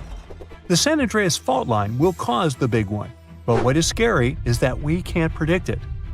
On the other hand, a massive earthquake occurs every 100 years. This means there's always time to prepare for a natural disaster. If we traveled back in time, we'd see a few significant earthquakes like the ones that wiped out San Francisco and Fort Tajon. Buildings made a long time ago are not quake-proof. They will collapse. Even if they survive, you should not enter them. But buildings are not the most dangerous part. You should watch out for electrical lines and gas pipes. Your hill house might be lovely, but it is extremely unsafe. During quakes, the hill can turn into a massive landslide that will destroy everything in its path. Say goodbye to road trips because all the roads will be ruined. You should have some spare water and food since you won't be able to go to the supermarket. This disaster won't be cheap. It will cost the U.S. around $200 billion to recover from the quake. At least the earthquake will not trigger tsunamis. But there's something that can cause more damage than the Big One. The notorious Cascadia subduction zones start in California and ends up all the way in Vancouver, Canada. The San Andreas fault line is nothing compared to this zone. It can wipe the whole coast off the face of the Earth, an example of hyperbole. Subduction zones are tectonic plates forced to be one under the other and constantly pulling apart. One is called the North American Plate, and the other is the Juan de Fuca Plate. Zones like these are not to be messed with, since they are terrifying hotspots for earthquake activity and extremely dangerous because they cause massive underwater quakes. But they are underwater, so what can they do to us? Well, they can cause giant tsunamis, flooding cities, and destroying the coastline. Right now, the most active zone is the Ring of Fire. The Cascadia zone might be less active, but it is like a sleeping beast that can wake up and destroy everything in its path, causing a groundbreaking earthquake. The last time all this stress was released was in the year 1700. Unlike the San Andreas quake, this one will cause massive tsunamis and much bigger shocks. Let's hope you'll be camping in an open field at that time, because most buildings and bridges will likely be destroyed. Also, be ready for the aftershocks, as they'll be devastating. Nature won't be spared either. Landslides will change animals' habitats. Even our homes will be changed forever. Luckily, there is a light at the end of the tunnel, and scientists are doing everything they can to ensure our safety. New rules are implemented. Every new building must be able to withstand massive shocks. They're developing modern warning systems, and every new infrastructure must follow strict quake-proof guidelines. The Juan de Fuca and the North American plates are locked together, but they won't stay like that forever. When they unlock, get ready for a massive shake. The closer you are to the epicenter, the more damage you'll experience. But even if you are lucky to be far away, you may still feel the ground shaking for some time. Now, if we compare the Cascadia subduction zone and the San Andreas fault, we'll see how much more dangerous the Cascadia zone is. In 1994, there was an enormous 6.7 magnitude earthquake in the Northridge area, close to the San Andreas fault. Sadly, many people didn't make it, and some were injured. Back then, buildings were not strong and earthquake-proof, and many of them were damaged. The Cascadia subduction zone can potentially cause a magnitude 9 earthquake. A magnitude 6 quake has the power of around 44 million pounds of dynamite, but a magnitude 9 has the power of 44 trillion pounds of dynamite. The strongest ever recorded quake was in Chile. Its magnitude measured 9.5, and it destroyed most everything. So let's say you've survived the quake, but the struggle is far from over. Soon after, a massive tsunami will strike, with waves that might reach up to 100 feet in some areas. That's so unlike the San Andreas earthquake, which can't produce any significant waves. So say goodbye to your beautiful garden, since salt water will destroy trees and plants, changing the environment for a period of time. The only positive thing will be you won't need Halloween decorations, because all those dried-out trees will resemble a ghost forest. The combination of waves, quakes, and the sheer size of the area will make this natural disaster much more dangerous than any caused by the San Andreas fault or the so-called Big One.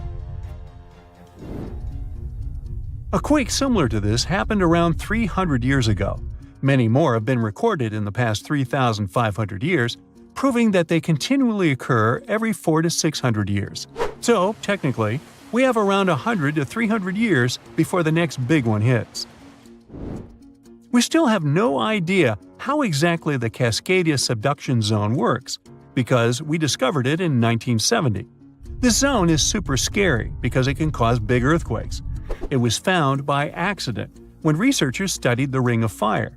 They wanted to know if this area had caused any trouble in the past years, and the proof was under their noses. In Washington, there is a horror forest where nothing has been growing for years.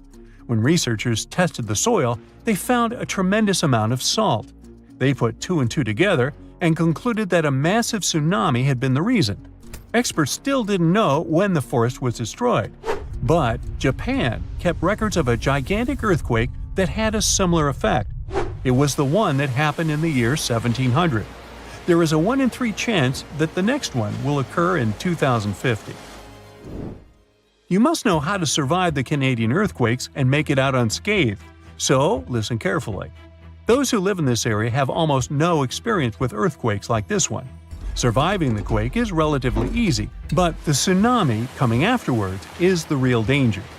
After the shake, find the highest ground and go there. Only bring the essentials, like food and water. Yeah, leave your baseball card collection at home. After the first hit, don't try to go down. Seismologists say that most likely there will be a few more waves, and they have proven this. On the 22nd of May, 1960, seismologist Jerry Eston and his 4 friends went to Hawaii to see an expected tsunami that was to happen around midnight. They set up their gear on Wailuku Bridge with an escape route planned. This bridge had been destroyed in the previous tsunami, but the new one was much taller and better. After midnight, the water was 4 feet above the average level. The second wave hit a half hour after midnight, and the water rose another 9 feet by 1 a.m. The water started going down and dropped by 7 feet, but the horror was far from over. Next, they saw a wave that was around 20 feet tall. This shows us that tsunamis are unpredictable, and we should listen to experts to stay safe.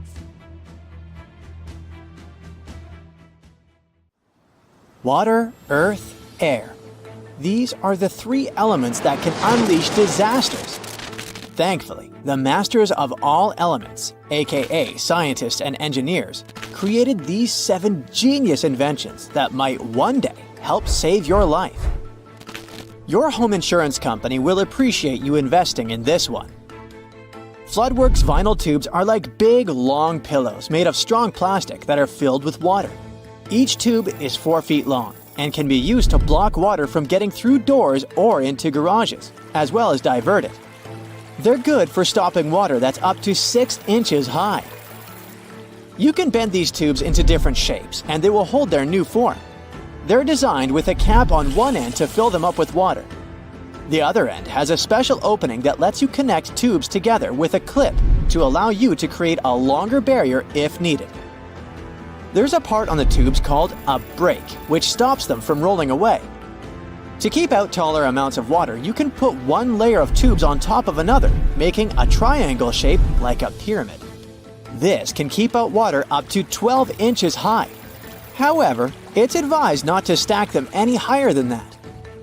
If you've got deeper water, you might need a different water-bending move. I mean, flood solution. If only Titanic had this invention on board. In the event of a shipwreck, we know by now that old-school lifeboats are too slow to launch and there aren't enough for everyone. Life buoys, on the other hand, are too few and can only save one person each. And life jackets are often not within easy reach when you really need them. This is where instant relief comes in handy. So cleverly called the Anti-Tanic, it is a lifeboat that allows multiple people to stay safe and together in the event of a shipwreck. It has a crisscross, waffle-like pattern that acts like many life rafts, allowing a large number of people to stay afloat. In case of an emergency, once the ship's sensors detect damage, the alarm sounds and the device gets to work right away without anyone having to do anything. Fueled by high-pressure carbon dioxide, it fills up with gas in just 2 minutes. The life mat can be 50 square meters, so there's room to save plenty of people. And no, people don't need to literally jump ship to get on it. The device inflates and forms a ladder against the ship's side, so everyone can climb down this ladder and onto the safety of the big air mat. What's even more clever is that the mat has different sections. People who need extra help, like the elderly, children, or those with disabilities, can stay out of the water and rest. If earthbending is not one of your skills, better check this invention out. Debris flows and shallow landslides are like super fast rivers of mud that can carry big rocks, tree branches, or even large boulders. They happen when too much rain or melted snow makes the ground on hillsides too wet and slippery, especially if there aren't any plants or trees to hold the soil together. This can also happen when the ground gets burned in a wildfire and there's nothing left to protect it. Debris flows usually follow the shape of the land, moving through natural paths like gullies or ditches. If nothing stops them, they can damage roads, bridges, and houses, or even block rivers. This is where the debris flow barriers come in handy. They act like a big net that catches these mud rivers before any disastrous consequences. Placed right in the natural paths of the debris flow, the barrier has special elements that soak up the energy from the debris flow, slowing it down and stopping all the stuff from moving further. What's also great about them is that they don't damage the environment. One can take them down without leaving a mess and put them back up again if there's a risk of debris flows in the future. This little box, created by NASA engineers, is not looking for extraterrestrial creatures or other planets. It's a life-saving radar called Finder that's designed to find people trapped under the rubble of collapsed buildings right here on Earth. Using a technology that is similar to what might be used for space exploration, Finder can detect the tiny, rhythmic movements of a human heartbeat and breathing amidst chaos and destruction. The way it works is like this. It sends out a safe, low-energy microwave signal into the debris, which is much weaker than what your mobile phone emits. As the signal then bounces back from the rubble, Finder listens for patterns that show someone is there, living and breathing, even when they can't call out or may be unconscious. The device is so sensitive that it can tell the difference between a person and an animal. Engineers also use a unique method to pick out these signals of life from other random movements, like leaves shaking or other non-life patterns. According to tests, it can search a small building in about 10 minutes and a much larger area in about a half an hour. On the other hand, the next invention is designed to help save lives, not after, but during the event of an earthquake. Earthquake-proof table is a sturdy school desk that doubles as a life-saving shelter during earthquakes. While kids are often taught to duck and cover under their desks when the ground shakes, regular tables can become traps if they buckle or collapse. But not this one. It's built to stand strong during quakes and keep the kids safe underneath it. What makes it special is that it's been thought through for different ways buildings can fall apart during a quake. This way, it ensures kids can have a safe spot no matter what and can be reached by rescue teams afterward. It has also been put to impact tests with various types of weights and debris to confirm it can take a beating without going in. Besides its strength, the table is light enough for 2 children to lift and move, as well as spacious enough to accommodate a pair of students seeking refuge. This invention basically allows you to bend water and air at the same time. Imagine you're out enjoying the waves or paddling on a lake, and you suddenly need a bit of help to stay afloat. This is where Kingi, which is the world's smallest wrist flotation device, comes in. Worn around your wrist, it's sleek and barely noticeable until you need it. In the event of distress in the water, you can activate it by pulling a lever, which triggers the inflation of a balloon. This balloon aids in buoyancy, easing you to the water's surface. The device is also equipped with a whistle to draw the attention of rescuers in critical situations. Kingi is not a single use. Once you're back on dry land, you can deflate the balloon, fold it back inside, pop in a new CO2 cartridge, and it's ready for your next water adventure. The last invention on the list is like a guardian angel for adventurers in snowy mountains. When an avalanche hits, it can be a race against time. In such an event, SafeBack SBX helps you continue breathing if you get trapped under snow masses, all without the need for a mouthpiece. This could be a game changer because, usually, if someone is trapped by an avalanche, they might only have about 15 minutes before running out of air becomes a real problem. But with the SafeBack SBX, you could have up to 90 minutes of breathing help. That's a lot of extra time for rescuers to get you. It's been through a ton of tests to make sure it works in all kinds of snowy situations. It's also designed to fit into different brands of avalanche backpacks.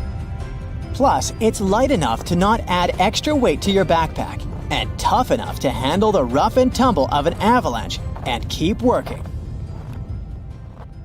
Summers in the Middle East get so hot that they change the landscape dramatically and make entire cities resurface from the past. That's what happened in 2018 when the city built by a mysterious empire on the Tigris River was finally released from its water trap. Archaeologists rushed to the location as they didn't want to miss a rare chance to excavate the site and learn more about the history of the place. They believe they've found the Bronze Age city Zakiku, founded over 3,000 years ago and fully submerged in the 1980s when a dam was built in its place. It used to be a busy hub for the Mitanni Empire for caravans on the popular trade route. It had water, which is a rarity in the area, and it was a guarantee for success. We know very little about the once powerful empire, as scientists haven't found any written chronicles in the excavated sites. That's why the archaeologists were thrilled to find an entire palace for the local ruler. Several years later, when the area became free from the water again, they found some fortifications to protect the city from foes. The highlight of their expedition was finding a huge public storehouse for trade goods and harvests, piles of wheat and barley, and imported metal and wood. Bread was the staple food for the locals, and they also loved big pots of vegetable soups and stews for lunch. Each household kept sheep, goats, cows, and pigs, so they had a steady source of milk and meat for special occasions. All the constructions found so far were built from bricks molded from mud. The walls that were underwater for over 40 years are so well preserved as if they went down yesterday. The royal palace stands out as it's larger than the other constructions, has thicker walls, and even pavements made of baked mud bricks that were sealed to be waterproof. The local king must have been in good relations with the emperor of the larger empire, of which Zakiku was dependent. Traders who lived in the city collected wooden beams and took them to storehouses. The beams arrived down the Tigris River from the forests in the mountains in the north and east of Mesopotamia. Merchants came here to sell their goods and then crossed the Tigris on their way to the borderlands. Zakiku was thriving as a center of commerce for about 6 centuries until it was hit by a massive earthquake in 1350. Archaeologists found 5 ceramic vessels holding over 100 clay tablets made close after the earthquake. It's almost a miracle that small tablets of unfired clay managed to survive underwater for decades. People who created those must have carved notes on clay while it was still wet. They wrote about anything, from newly stored harvests to notes for other kingdoms. Then they would let the message dry in the sun. Scribes even had to learn a different language so that everyone outside the city could read it. Scientists believe the tablets they found used to be part of a private archive. They hope to decipher the notes to learn more about the history of Zakiku and the whole empire after the terrible earthquake. The damage to the buildings was so enormous that it was impossible to restore Zakiku to its former glory, and if there had been any survivors, they must have left the city. Several decades later, the Assyrians, who also lived in Mesopotamia, settled here. They built their houses on the ruins of the abandoned city and used whatever structures they could find from the previous residents as outer walls. But they stayed here only for 50 years, then decided to build a new capital on more fertile soil to make some good cash from agriculture. Archaeologists working in Zakiku had to halt excavations when the water levels went back up and covered the city. They sealed the ruins in tight-fitting plastic sheets and put stones and gravel on top. They hope it will help protect the priceless site from water erosion and prevent it from disappearing again. They realize how important water from the dam is for the region, but if it recedes again, they say they'll definitely continue the excavations. There was a bustling community in today's Taklamakan Desert in China around 1,600 years ago. It lived along the Naya River, which ran through the desert for miles and got its water from the melting snow in the mountains. After 3 years of work in the area, archaeologists and scientists managed to dig up 8 tombs in the desert. Thanks to the desert heat, the clothes and artifacts inside them were almost as good as new. The people who wore those must have lived in the ancient city of Naya. Naya used to be part of a prosperous kingdom at the heart of the Silk Road trading route and had a population of over 3,000 people. Then, desert sands went rogue and swallowed the city whole. Archaeologists only found the ruins of Nija in the early 20th century. Scientists from different countries have tried to solve its mysteries. It looks like the tombs discovered at the end of the 20th century belonged to the wealthy. There were some expensive items inside: a quiver and bow, metal arrowheads, gold earrings, and a glass bead necklace, a lacquer box with a comb, makeup, and a sewing kit in one of the tombs. There was also some silk of top quality, and even the bright colors like green and yellow haven't faded on it. The fabric also had Chinese characters with quotes from historical books, which helped scientists identify the period in which it was made. Archaeologists later found a large dwelling site and the clearing of 3 ruined buildings. It will probably take many more years to understand why the city had fallen and what happened to its people. Saudi and French archaeologists teamed up near Riyadh, the Saudi Arabian capital, and stumbled upon an ancient settlement dating back 8,000 years. The scientists used all sorts of cool tech, like laser scanning, drones, and aerial photography, to unearth this Neolithic-era gem.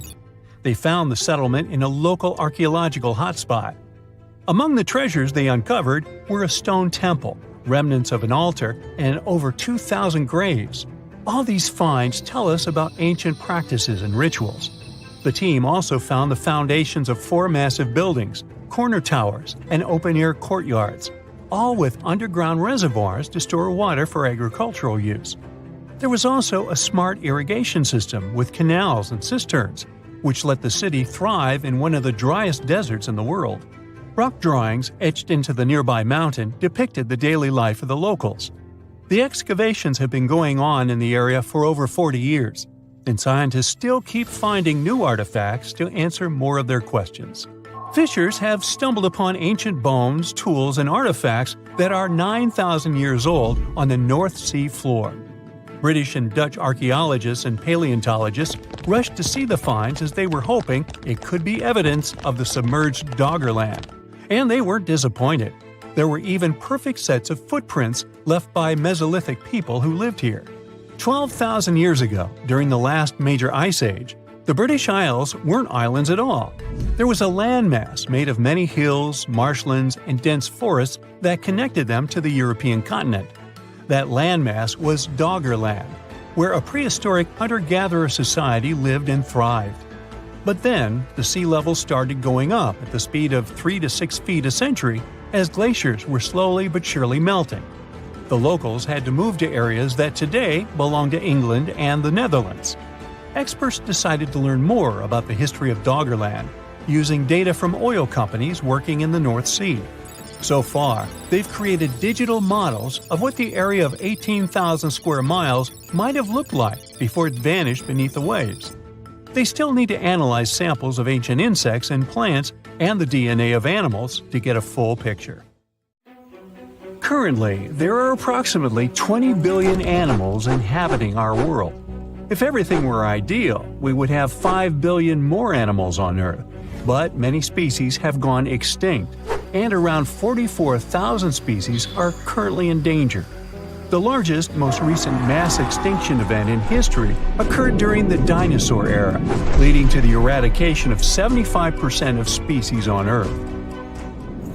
The Tulachi wallaby is a long-lost relative of today's kangaroo, but they had a hidden superpower, night vision. That's why they were mostly active at night.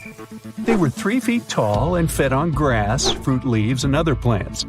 Wallabies lived in grassy areas near swamps and other water bodies, but not for long. By the 19th century, their numbers had gone down, bringing them to the edge of extinction. Only 14 wallabies had been left in the wild by 1920. A rescue mission was launched. They tried to capture the last 14 animals to protect them. But the situation got out of control and 10 wallabies lost their lives. The 4 remaining ones were transferred to a special facility, and in 1935, the last animal passed away. Only one picture of the Tulachi wallaby is left now. There were reports of the animal's sightings after that, but no proof was shown, and the creature was officially declared extinct in the 70s. Short-faced bears were a unique species that lived in North America, particularly Alaska. It was a massive bear, weighing around 1,500 pounds. When standing on its hind legs, it was around 12 feet tall, a whole foot taller than today's biggest beast in this family, the polar bear. This animal was different from today's bears because almost all of them are omnivores, except for polar bears. But this monster was solely carnivorous, which was the reason for their extinction. During the end of the Ice Age, many herbivores were gone, and those bears did not have enough food to survive. They were the Usain Bolt of the bear world, the fastest Bruins to have ever lived, reaching a top speed of 40 miles per hour, which is 5 miles faster than grizzlies. There are around 400 million pigeons in the world now. Some time ago, in America, a species of birds called passenger pigeons were abundant throughout the country, especially in the eastern forests. There were more than 1 billion of them, but they went from 1 billion to 0 in a few years. They had small heads and necks, but long tails and wings and strong breast muscles that allowed them to fly super long distances. The last passenger pigeon passed away in captivity in 1914. It was named Martha. With that, the ecosystem in the U.S. has never seen this bird again. Now, elks are enormous animals, but they look tiny when you compare them to long-gone Irish elks. That elk was around 7 feet tall at the shoulder with a humongous antler of 12 feet. Today, elk are only 4.5 feet tall at the shoulder and have around 4-foot-long antlers. Despite its name, this elk was found all over the world, from Asia to Europe.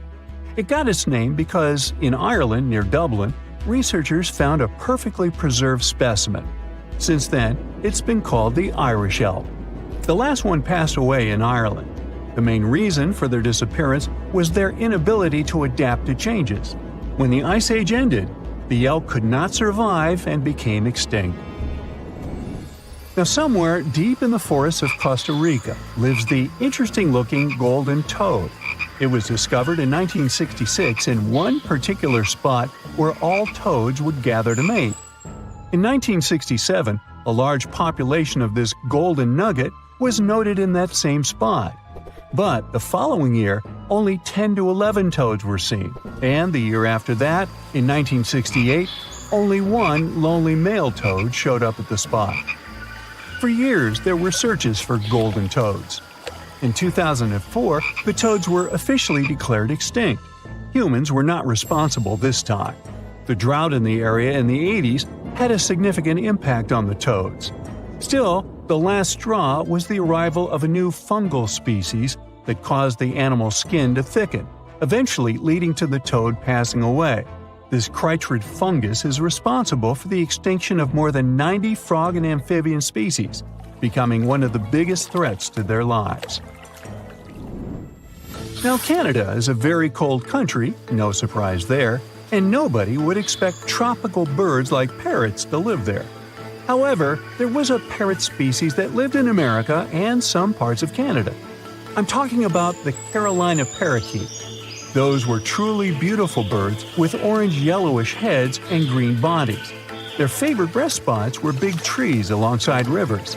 This parrot's favorite food was cocklebur seeds, which are poisonous to us, but the bird had no problem eating them. Also, they used the dangerous cockleburs as a defense mechanism. After they ingested loads of them, their meat became poisonous, and predators do not enjoy eating toxic birds. Carolina parakeets were abundant, there were millions of them. But since the Ice Age, their numbers had been gradually going down because of natural reasons, mainly temperature. By 1935, no such parakeets were left in the wild. Today's African lion had a much more prominent and notorious cousin, the Barbary lion. Those cats were mentioned in many famous old books. They were described as mean, terrifying beasts. It's believed that they were the largest lion species ever. Those big cats weighed around 600 pounds and were 9 feet from the head to tail. Unfortunately, this lion was declared extinct in the 90s due to many factors. Today, we only have one photo of this animal taken from a plane. Paradise parrots were native to Australia. They were genuinely amazing birds with captivating colors. What was unique about them was their nesting habits. They only nested in termite mounds. This parrot was always on the edge of extinction, and the reason for that is still unknown.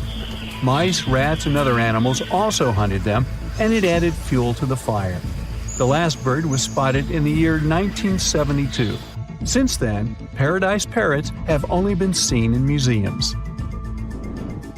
The Gulf of Mexico was once home to Caribbean monk seals. This species of seals enjoyed spending time in the warm subtropical climate of the Caribbean. Most of the time, they were found near reefs and islands, foraging for food. Like most of us, they also loved sandy beaches and were usually seen in groups of 100 seals, resting before the next adventure. In the year 1886, monk seals were declared extinct. You can still see this animal in 2 museums. Both are located in the UK. As we all know, zebras have black and white stripes. But once, a zebra species had only half the body covered with brown and white stripes. The rest was just brown, and the belly was white. It was called the quagga. They lived in the southern part of Africa in grass fields and wet pastures, like today's zebras, and ate grass and other plants. The last quagga perished in 1888, but not all hope is lost. Today, extensive research is being done to bring this animal back into the wild. Australia is home to many outlandish animals, but the craziest ones are probably gastric brooding frogs. This species is not like your ordinary frog that lays eggs. They hatch their young inside their stomach and give birth by vomiting around 25 fully formed young frogs. Sometimes their stomach becomes so bloated that they have to breathe through their skin. 2 species of this frog were discovered in the northern and southern parts of Australia in the 1970s by Mike Taylor. A decade after their discovery, both species are gone. The main reason for their extinction is the chytrid fungus. Luckily for them, they're also part of a de-extinction program that's putting serious efforts into bringing them back into the wild. A tsunami can travel unnoticed in the deep waters at the speed of 500 miles per hour, crossing an ocean in less than a day. When it approaches land, a tsunami will slow to about 20 miles an hour and begin to grow in height. Most of these waves are less than 10 feet high when they hit land, but they can reach more than 100 feet high, about 2 times as tall as the Hollywood sign. When a tsunami comes ashore, areas less than 25 feet above sea level and within a mile of the sea are in the greatest danger. But sometimes, tsunamis can go 10 miles inland. If you're by the coast and feel a strong earthquake, especially one that lasts for more than 20 seconds, that could be a major red flag that a tsunami is on the way. Keep an eye out for sudden changes in the sea level. If the water suddenly recedes way further back than usual, exposing normally submerged areas, that's a sign that a tsunami might be on its way. Plus, if you hear a roaring sound coming from the ocean, like a freight train or a jet engine, that's another ominous sign. And pay attention to any unusual animal behavior. Animals have been known to sense danger before humans did, so if you see birds or marine life acting strangely, it's time to take notice. If you receive an official tsunami warning from authorities, whether through sirens, radio, TV, or mobile alerts, don't ignore it. Take immediate action. If you're in a tsunami-prone zone and experience an earthquake, don't even wait for official warnings. As soon as it's safe to move after the shaking stops, head to the nearest elevated area promptly to ensure your safety. Practice evacuation routes before a real disaster. You might have to follow this route at night and in terrible weather. If you know it well, you'll need to do less thinking in an emergency, which can be life-saving. Talk about tsunamis with all your family members. Everyone should know what to do to minimize fear and win some precious time. Don't store your important papers and valuables in low-lying areas. Floodwaters can go really high during a tsunami, so put your documents in waterproof containers on higher ground. After an earthquake, bridges and roads often get damaged or become blocked. Not to get trapped in a car in a potentially hazardous location, walk or run towards safety. Never go down to the shore to watch for a tsunami. If you can see the wave, it means you're too close to outrun it. Most tsunami-prone areas have signs indicating evacuation routes. Look out for white and blue signs marked Tsunami Evacuation Route, or similar instructions to guide you inland and away from danger zones. In urgent situations where evacuation isn't possible, seek refuge on the 3rd floor or higher in a sturdy building. Even better, aim to reach the rooftop of the tallest and most robust structure nearby. It's better than being exposed. A tsunami is not a single wave, but a series of waves with massive amounts of water that can flood for hours. The first wave may not even be the largest. So, remain on high ground, away from the coast until you receive an all clear from the authorities. You're really unlikely to survive a tsunami in a basement below ground level. As it passes over, everything in its wake gets submerged temporarily until the water recedes back to the sea. If you're in a basement during a tsunami, you might get crushed by collapsing buildings or swirling debris. Unless the basement is exceptionally sturdy, waterproof, and equipped with sufficient air supply, it's not a safe option for shelter. If you happen to be out at sea when a tsunami warning is issued for your area, stay put and avoid returning to port immediately. Tsunamis can sneak up on you with rapid water level changes and dangerous currents in harbors and ports, making them unsafe. In large harbors and ports, authorities take charge during tsunami alerts and direct vessel movements for safety. It's important to stay in touch with these authorities and follow any instructions they give regarding moving your vessel. For smaller ports without such organized control, it's a better idea to carefully relocate your boat to deeper waters. If you have a small boat, the best you can do is leave your vessel at the pier and seek higher ground yourself. If a tsunami gets you in the water, find something sturdy like a tree, a door, or a life raft. Grab onto it tightly while you get carried by the waves. Try your best not to swallow any of the water. Tsunamis can pick up chemicals and waste, which won't do you any good. People in life jackets have a higher chance of survival because they will remain on the surface of tsunami waves and can breathe normally. Tsunami waves aren't like ordinary waves, so they aren't suitable for surfing. Tsunamis don't have a face to ride. They're more similar to tides as they rush in and out. They're much larger, faster, and more powerful. So, trying to surf them is not only dangerous but also illegal in many countries. Because tsunamis come from underwater disturbances, like earthquakes, they're even dangerous for submarines.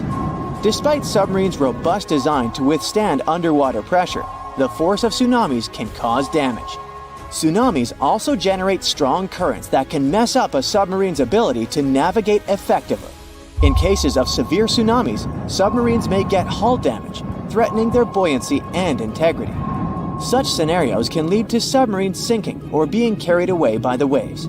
That's why submarines operating in tsunami-prone areas must be extra careful and equipped to respond swiftly if this sea monster strikes. Scientists still can't predict tsunamis, but they can use their expertise in seismology and historical tsunami data to identify earthquakes likely to trigger tsunamis and issue warnings. They gather crucial data from seismic and water level networks worldwide, which enables them to swiftly assess earthquake characteristics such as magnitude, location, and depth. Utilizing this information, they determine whether an earthquake has the potential to generate a tsunami and decide on issuing tsunami advisories. For regions like the US and Canada, warning center scientists can typically issue preliminary messages within 5 minutes of an earthquake. These messages include alert levels, earthquake details, threat evaluations, anticipated wave arrival times, recommended actions, and potential impacts. On the 26th of December 2004, early in the morning, an enormous earthquake shook up the ocean floor near the Indonesian island of Sumatra. This seismic event unleashed a monstrous series of waves, tsunamis, that spread out across the Indian Ocean, reaching as far as East Africa over the next 7 hours. These waves were towering walls of water, some reaching a height of over 30 feet. When they slammed into the coastlines of countries like Indonesia, Sri Lanka, India, Maldives, and Thailand, the devastation was catastrophic. Over 200,000 people lost their lives in this most devastating tsunami on record. And it wasn't just the immediate impact. Long-term consequences hit hard too. Villages, resorts, farmlands, and fishing areas were destroyed or submerged in salt water along with debris. Japan is one of the most earthquake-prone countries in the world because it's located on top of 4 converging tectonic plates that constantly interact with each other. After a terrible tsunami in 2011, the country started a colossal project dubbed the Great Wall of Japan. With a jaw-dropping price tag of around $13 billion, this wall goes from the north to the south of the country. The goal is to safeguard coastal towns from future tsunamis, buying its people precious time to save themselves. Some locals worry that this towering structure will sever their deep-rooted ties with the sea. They fear losing touch with the ocean's rhythms and cues, which are crucial for spotting upcoming disasters. But for many coastal towns, the wall is a lifeline, giving them hope for rebuilding shattered lives post-disaster. Many terrifying animals live deep beyond the waves, like this vampire squid living 3,000 feet below the surface in almost complete darkness. This animal has a cloak like a vampire's. That's why it's called the vampire squid. Deep down at the bottom, it can't use ink to defend itself. So this animal has developed an unusual tactic.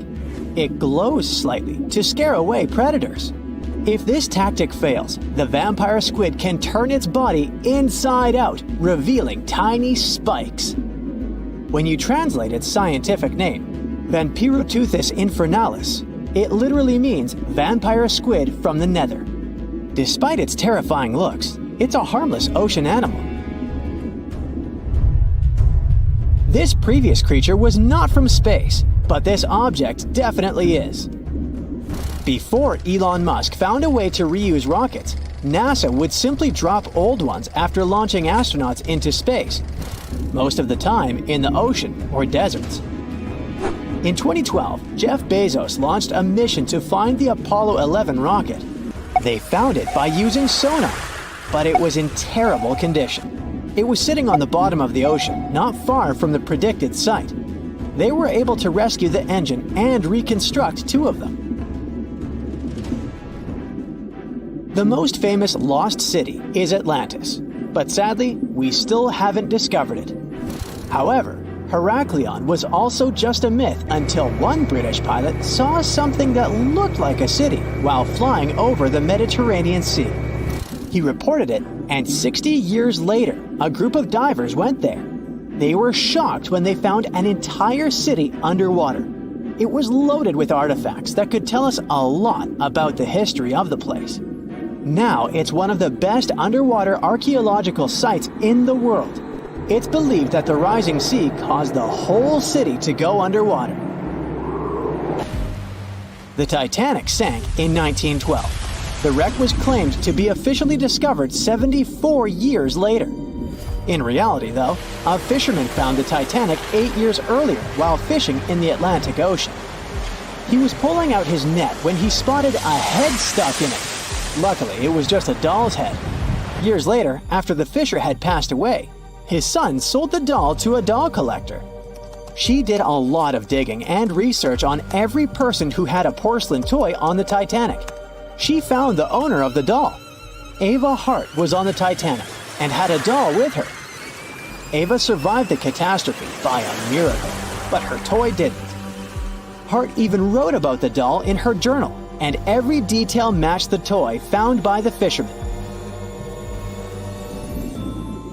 The tripod fish lives deep in the abyssal zone, around 20,000 feet below the surface. It's adapted to such immense depths and uses its tripod fins to stay still on the bottom. This creature doesn't have big eyes, but even if it did, these eyes would be useless in the darkness. Instead, the tripod fish uses its fins like antennas to detect any movement in the water. This creature doesn't have much luck when it comes to its love life, so it had to develop unique tactics to reproduce. One fish can be both male and female. The next bizarre creature is the lizardfish. It has tons of razor-sharp teeth, a huge mouth, and really big eyes, which it uses for hunting. All this makes the animal look freaky. The lizardfish lives at depths of around 11,000 feet in the midnight zone, where there is zero light. This freak of nature basically eats everything it can fit inside its mouth, from small fish to other lizard fish. On the other hand, when they see other reptile fish, they probably fall in love instead, because finding mates at those depths is not an easy task. Like the tripod fish, the lizard fish can be both male and female at the same time. When you think of a river, you usually picture it on land. Still, nature is quite unpredictable, and it created a river flowing under the ocean in California. It's running at a depth of around 2 miles. This river has everything that an ordinary river has: sunken logs, trees, and rocks. And despite its uniqueness, it's not the only one in the world. There are also others in the Amazon and Greenland. A terrifying creature was discovered near Angola's coast by a remote operating vehicle. It looks like it doesn't have a head or a body. It was sitting at a depth of around 4,350 feet below the surface. After doing research, scientists concluded it wasn't anything from a sci-fi movie. It was just a cluster of siphonophores stuck together. In 2015, some random guy was diving in Caesarea, and something shiny caught his eye. He reached out, grabbed it, and realized it was a gold coin. After that, he examined the bottom and found out that there were many more. He reported the incident to the local authorities, and they concluded that he had found Arabic treasure. The coins were made of solid 24-karat gold and were a few thousand years old, but due to the perfect salinity and temperature, they looked brand new. The coins belonged to a ship carrying cargo. It was caught up in a storm and unfortunately sank. One of the weirdest things ever discovered was found in the Baltic Sea. It's an anomaly that looks as if it was created by a different civilization. It was discovered by Swedish researchers, and they basically had no idea what it was. They had to ask tons of other scientists for their opinions. When you look at this formation from above, it's 200 feet long and looks exactly like a fallen spaceship. It's hard to believe that it's a natural formation, but spoiler alert, it's totally made by nature because the Baltic Sea has gone through many erosions throughout history. Most likely, the bizarre formation is the result of these processes. A group of divers in Madagascar were shocked when they found this 7-foot monstrosity of a knife on the seafloor. The speculation started immediately, and many said that the knife was from some giants that had fought megalodons and lived on Earth thousands and thousands of years ago. That could make a nice story, but the knife is most likely a movie prop that was lost at sea. One of the ocean's most bizarre animals is the frilled shark. It's believed that this fish is the reason for all those sea serpent stories that sea explorers of the past wrote about. These animals live pretty deep in the ocean, but sometimes they can be seen in shallow waters. It's super rare, but possible. The frilled shark has a big mouth sporting around 300 teeth. It also has a long body that looks like a lizard's, and it is truly a unique species of shark. Its prey can be half of its size because this shark's stomach is like that of a snake, and it can swallow huge fish or crustaceans. Spotting a few worms in your garden is no big deal, but after seeing a 26-foot long one in the ocean, you will make your wetsuit a little wetter. This worm is super rare, and it's completely harmless to humans. It's actually not a giant worm. It's a cluster of zooids that are stuck together in a worm-shaped formation. They usually only eat plankton, bacteria, and other tiny things that can be found in the ocean. Probably the scariest thing in the ocean that is 100% real is the Magna Pinna, which can be found at crazy depths of 20,000 feet below the surface. This monster looks like an underwater Slender Man, but it's just a squid with really long tentacles that can reach a terrifying size of 8 feet. This guy has only been seen a few times, and basically, we don't know much about this creature so far. There are probably 36 other civilizations hanging out in the Milky Way, and over 170 billion galaxies, give or take, in the observable universe. Conditions for life are all over space. So, where is everybody? Nuclear physicist Enrico Fermi came up with this exact same question during a lunch break with his colleagues in 1950, leading to one of the most unsettling paradoxes in the universe. Even though there's a huge probability of extraterrestrial civilizations existing, we still haven't found any clear evidence of them. One possible explanation comes from the zoo hypothesis. It suggests that advanced extraterrestrial societies exist and know exactly who we are and where we are, but intentionally choose to stay hidden. They're just observing human quirky behaviors, as if we're in some kind of a cosmic wildlife park. But their intentions could be much darker. If you're a Star Trek fan, you probably remember the main rule for Federation members. Starfleet officers shouldn't contact species that are not advanced to avoid messing with their development, even if it means risking their own lives. Now, even though it's fiction, this rule perfectly captures what the zoo hypothesis is all about. Beings from other corners of the universe see our planet as a cosmic zoo with one-way bars. They can watch us brushing our teeth in the morning or walking our dog, but we can't catch a glimpse of them. In this theory, non-terrestrial life forms deliberately keep their distance from us, sticking to a hands-off policy agreement in the vast cosmic neighborhood. It's like those super smart beings agreed that we needed to have the freedom to shape our own future and destiny, following our own path of development without external contamination. The idea is that these super advanced civilizations could be like, 500 million years ahead of us, which would explain why we haven't seen any signs of them. And maybe it's better this way, as humans could eventually be destroyed or even assimilated by this new cosmic power, Independence Day style. As much as things like going to an art museum might be interesting to us, extraterrestrials probably wouldn't be too thrilled watching us stare at the Mona Lisa painting for hours. Interplanetary cultures might be more into buying tickets to quietly observe how we're developing new technologies, such as ultra-modern satellites. According to the zoo theory, they can't reach out to us until we hit a certain level of development. So improving our technology and wisdom could be the only way to show them that we're mature enough and don't need their spaceship parenting anymore. There are a couple of reasons why it's hard to buy into the zoo hypothesis.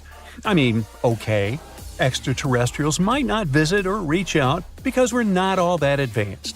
But it is tough to explain why they keep ignoring all our attempts to communicate. Even if the zookeepers try their best not to interfere with animals' lives and behaviors.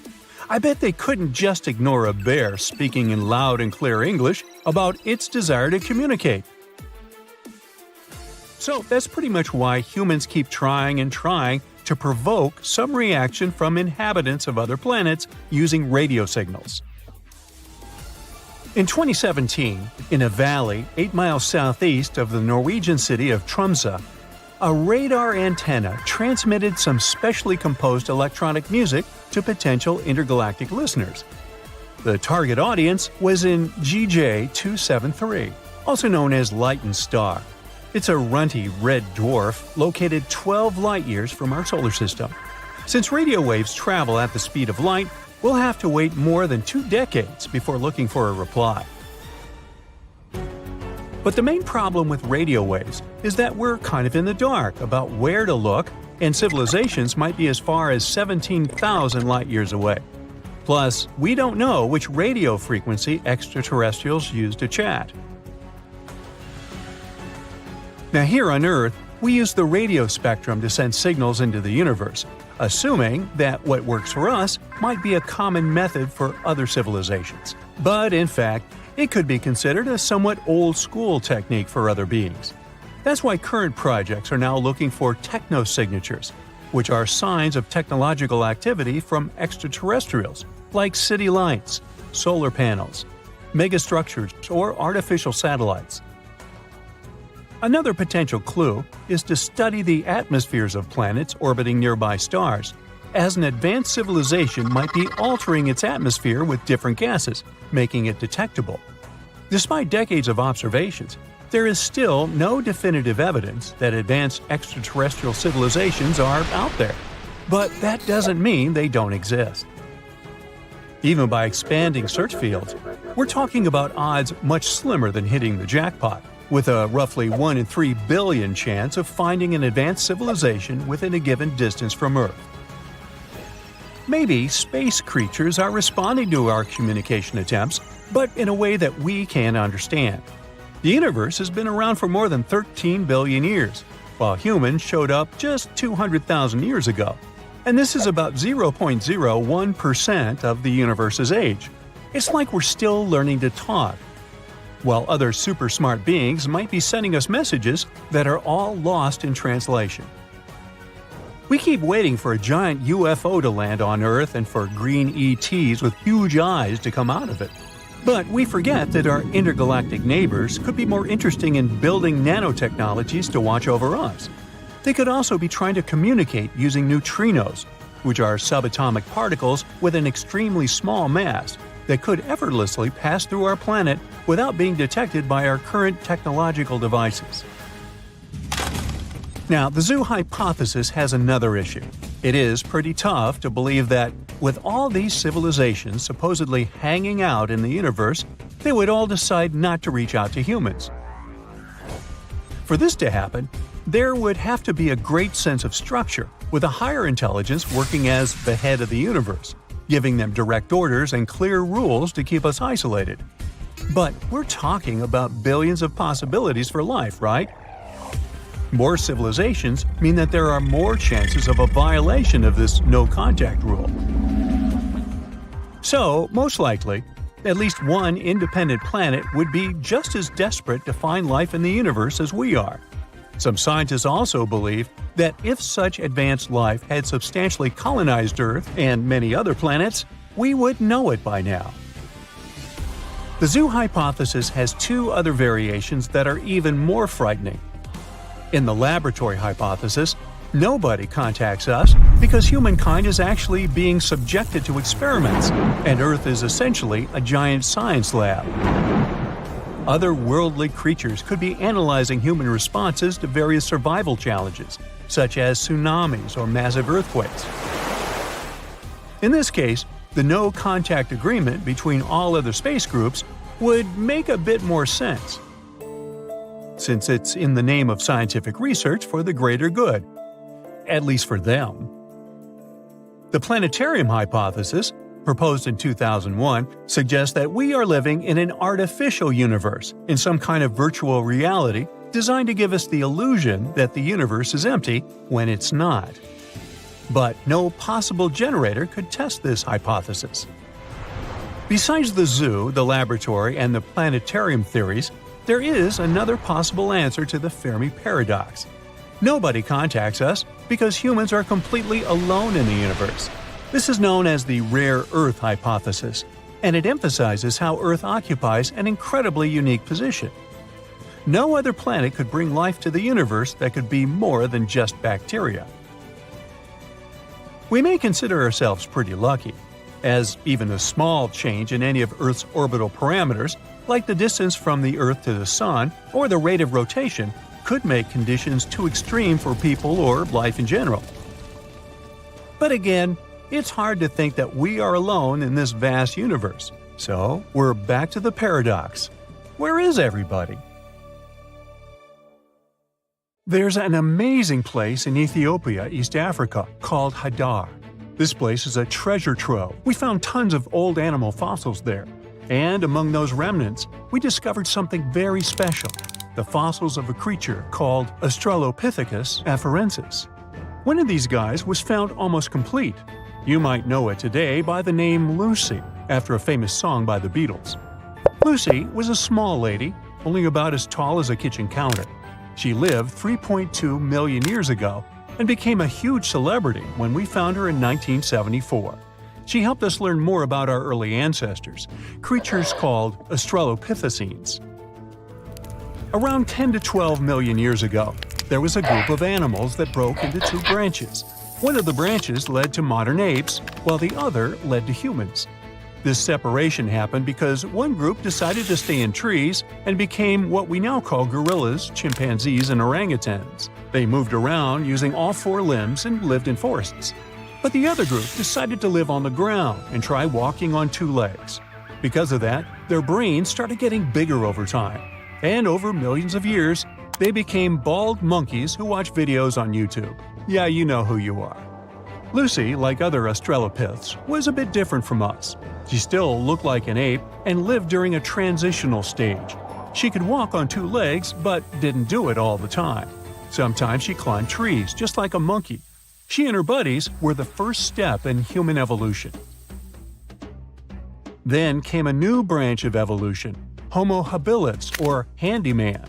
They were the first members of the Homo genus because they were the ones to start developing stone tools and first show human creativity. They probably used these tools for scavenging and processing food. We found the first clues about them back in the 1960s. They walked around East Africa about 3 million years ago. They were pretty small, about 4 feet 7 inches tall. They didn't climb trees anymore and mostly walked on the ground. Their skull shape already resembled ours, unlike the more pear-shaped heads of Australopiths. That's because they had larger brains. After them, we had Homo erectus, the upright man. They lived about 2 million to 70,000 years ago. The name hints that this was the first hominin species that walked on two legs almost all the time. They were also the first to migrate out of Africa, spreading to Asia and Europe. And here, we had the real breakthrough. Representatives of Homo erectus had even larger brains and learned to make more creative and advanced tools. They created the first choppers, cleavers, and hammers and used flakes as scrapers and knives. They probably used a lot of things – wood, bark, and even grass to make the first strings and ropes. With all that, they learned how to hunt large animals and probably hunted together a lot. They were also the first ones to start using fire, which changed our history forever. Over time, more Homo species emerged, including the famous Neanderthals. They're known for their European roots. They split from our common ancestor around 400,000 years ago. Now, even though we share one common ancestor, we didn't evolve from Neanderthals. They were a separate branch. All Neanderthals went extinct, but our evolutionary branch coexisted with them a long time ago. Neanderthals were resourceful, hunting both land and sea creatures. They left behind thousands of stone tools and even decorated caves with paintings. They had their own ceremonies, too. They started to bury those who passed away. They probably noticed that leaving them in the wild leads to spreading diseases and attracting scavengers. But they also showed care and love in their burial rituals. Then it was time for archaic Homo sapiens. They lived around 500,000 to 200,000 years ago, emerging in Africa and Europe. This was the last leg between our ancestors and our modern species, Homo sapiens. The brain just kept getting bigger. They started to show more complex behaviors, not only burial and interesting stone tools, but also smart hunting strategies and planning for the future. They probably had a diverse diet that included both hunting and gathering. And finally, we reached the anatomically modern Homo sapiens. They emerged around 200,000 years ago in Africa. They had a similar skeletal structure and brain size to modern humans, and their behavior was pretty close to ours. They had complex social structures, started thinking in symbols, and so on. They migrated out of Africa around 60,000 years ago, spreading across the globe and eventually replacing other hominin species, such as Neanderthals. They started to create their first languages and form their first words. The first words were probably very simple, like "ah" to call someone and "ma" for babies. After evolving into our final stage, we started advancing in our cultural and technological development. This development became very rapid over the last 200,000 years. About 12,000 years ago, the Neolithic period, also known as the New Stone Age, began. It marked the end of the glacial period. Humans started living in settled villages instead of constantly moving around. This change was brought about by the advent of agriculture, which allowed people to grow crops and raise animals like goats and sheep. Early humans started to domesticate animals, such as sheepdogs, for herding. We also started making the first art, leaving famous drawings in caves, handprints, animals, mostly cows, hunting, and many others. We even created the first currency. We began using clay tokens for transactions. This marked the beginning of commerce and the use of money. And finally, we started writing. And now the events could be recorded and passed down through written records. This is when history officially began. From that point on, we saw the development of agriculture, the rise of complex societies, the invention of writing and the wheel, and the emergence of civilizations. Our tools became more and more sophisticated, languages appeared, leading to the diverse cultures and societies seen today. So, why have we stopped evolving? The truth is, we haven't. Human evolution is an ongoing process, although it's not as dramatic as it used to be. We adapt to different environments, have different skin tones, appearances, body sizes, and genetic mutations that have influenced traits like lactose intolerance or resistance to certain diseases. But the world we live in today is very different from the one our ancestors inhabited. We don't suffer as much because we've developed technology, culture, and social systems. Thanks to this, evolution slowed down, seeing that we're doing okay as we are now. What we started experiencing is cultural evolution rather than a physical one. Plus, 200,000 years is a pretty short time period, considering the time span of the universe or even of our Earth. We should see what happens to us in hundreds of thousands of years. I won't be around then, but there are some theories about that. There's a big idea that, in the future, humans and machines might merge into one super being. We call it technological singularity, a state where we humans lead our technologies to the point where we won't be able to control their development anymore. For example, if AI gets so advanced, it will change everything about how we live.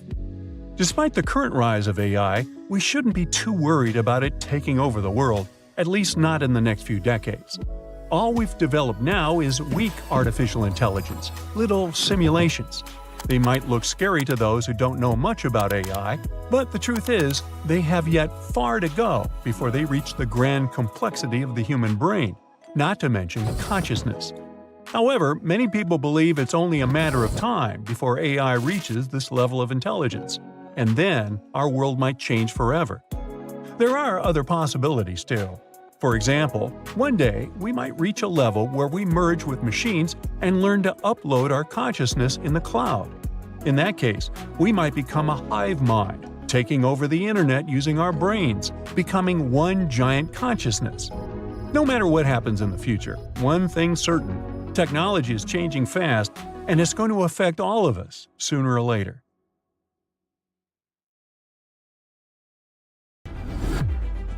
Hey, it's possible that Jurassic World is not just a fantasy.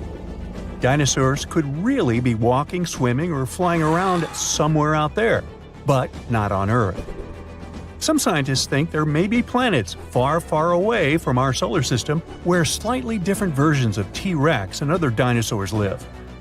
They got the idea based on the fact that our planet used to have about 30% higher oxygen levels than today.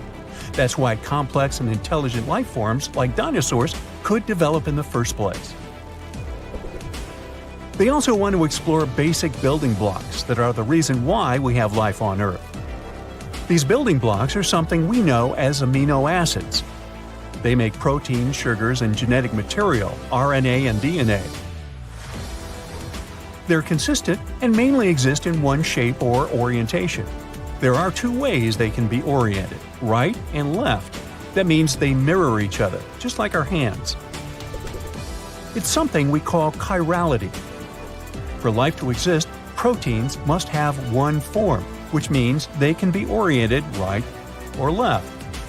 On our home planet, almost all living things, from the smallest bugs to whales and elephants, have amino acids with a left-handed orientation. We're not exactly sure why things are set that way. But there's a theory that's because of meteorites that crash-landed on Earth 4 billion years ago. They brought specific kinds of amino acids and some other organic materials to our planet and somehow set the pattern we have today. Maybe we could use special telescopes we created to search planets, especially those where conditions are similar to how they used to be on Earth back in time when dinosaurs existed. In that case, it would be better to watch them from a safe distance, because considering what they might look like, researchers say it might be a safer choice. That's a cool idea, but it's still very tricky. The history of life on our planet, especially that of dinosaurs, involved many catastrophic events and mass extinctions. There's always more room for new theories about dinosaurs. One of them says oil comes from dinosaurs. Interesting, but not true. Oil formed from the remains of sea animals and plants from millions of years ago. This was way before dinosaurs appeared. Tiny organisms ended up at the bottom of the sea. As bacteria decomposed animals and plants, they removed most of the oxygen and some other elements from them. It left behind only a sludge, which was mostly made of hydrogen and carbon. As time passed, those remains became covered with many layers of silt and sand. When the depth of the sediment increased to 10,000 feet or even more, heat and pressure turned the remains into natural gas and crude oil. It's possible that dinosaurs lived or fell in the sea and later became petroleum in the same manner. But no one has ever found crude oil containing their skeletons. So this is just an unproven theory. Then there's the feathered dinosaur theory, which, unlike the previous one, seems to have more foothold in reality. Back in 2010, researchers found evidence that 100 million years ago, there had been a dino species with ginger feathers. Another group of scientists claimed there had been a different species from 150 million years ago. Those dinos had freckles and reddish-brown feathers on the tops of their heads. The color patterns probably had their purpose. Maybe it was a way to communicate with other representatives of their species or to attract mates. But years later, scientists studied the Microraptor, also called a feathered dinosaur. They realized it had probably been more like a bird than a dinosaur. The key point is how birds replace their feathers. Birds that fly have to replace their feathers in a specific order, otherwise they won't be able to fly very well. And the Microraptor's fossils showed that this creature had changed its feathers in a similar pattern. So they're not really sure which category this animal falls into. Dinosaurs that had feathers shed a lot of their skin piece by piece, like dandruff. Hey Bob, looking a little flaky there. Need a new shampoo? Yeah, they didn't shed their skins like lizards do, as if they take off an old suit. When we talk about dinosaurs, we usually don't picture them as social creatures, more like isolated ones similar to lizards. But some researchers discovered an 80-million-year-old collection of clutches in the Gobi Desert. It means there were colonies of dinosaurs that protected their nests and guarded their young, similar to birds. Crocodiles are known for doing that too. Pterosaurs were flying dinosaurs, and pelicosaurs were fin-backed ones. Some studies have shown that these two species use their exaggerated head crests and sails or fins to get to their potential partners. There are many theories about their crests and what they were needed for, though. Some experts believe that was how dinosaurs regulated their temperature. Others think they needed a crest to steer through the air. It's hard to say anything for sure since their fossils are rare and they don't have living descendants. But the most likely option is that the crest had the same purpose as a peacock's tail and was used for selecting mates. The bigger the crest, the more chances a pterosaur had to get a partner. You know theropods, those scary meat-eating predators that are shown in most dinosaur movies? Well, they might have enjoyed eating plants way more than tearing flesh. Not all of them, but it's possible that many of them weren't as fierce as we might think. Those big scary ones, like T-Rex, could be exceptions rather than the rule.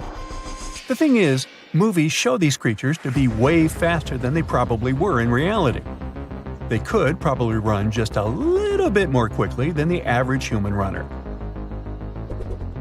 Scientists study the diet of coelurosaurs. Those seem to be the closest relative to birds. It was hard to figure it out because some of the dinos from this group had peg-like teeth, or in some cases, no teeth at all. To understand what they ate, researchers had to look for direct evidence and check if there was anything in their stomachs. And after they discovered certain things, including a beak with no teeth, they realized these fellas had followed a vegetarian diet most of the time. Even some famous ones, such as velociraptors, could be just innocent plant eaters and not terrifying beasts from Jurassic Park and our childhood nightmares. Over 10 years ago, scientists found fossils of a small dinosaur. It was a creature as big as a parrot with long legs. It came from a family with some of the most famous predators we know about, such as T-Rex and Velociraptor. Most dinosaurs that lived on land had 5 fingers, but later some of them ended up with fewer fingers. This new one they discovered was special because instead of having 3 fingers, which was more common for its family, it had just 1 finger with a sharp curved nail at the end of each front limb. This creature probably used this 1 finger to dig into insects' nests to feast. Even though we know all about the asteroid that wiped out dinosaurs, some have other theories. One paleontologist even had an idea that dinosaurs had possibly reached their end because they had been eating one another. This especially worked for ancestors of fierce, scary predators such as the Tyrannosaurus rex. It's possible they ate so many eggs of other dinosaurs that many species just went extinct. Once they started eating the eggs of very big dinos that we know as sauropods, it's possible they started getting bigger too. And no dinosaur mother could stop them from eating her eggs because she couldn't be around all the time. There were other big predatory animals that ate eggs, even early mammals. But in any case, later research showed dinosaurs couldn't have eaten enough eggs to have caused mass extinction. And that's all I have to say about that. Antarctica. It was once a green land full of dinosaurs, but now it's a frozen continent bigger than that of the US that doesn't belong to anyone.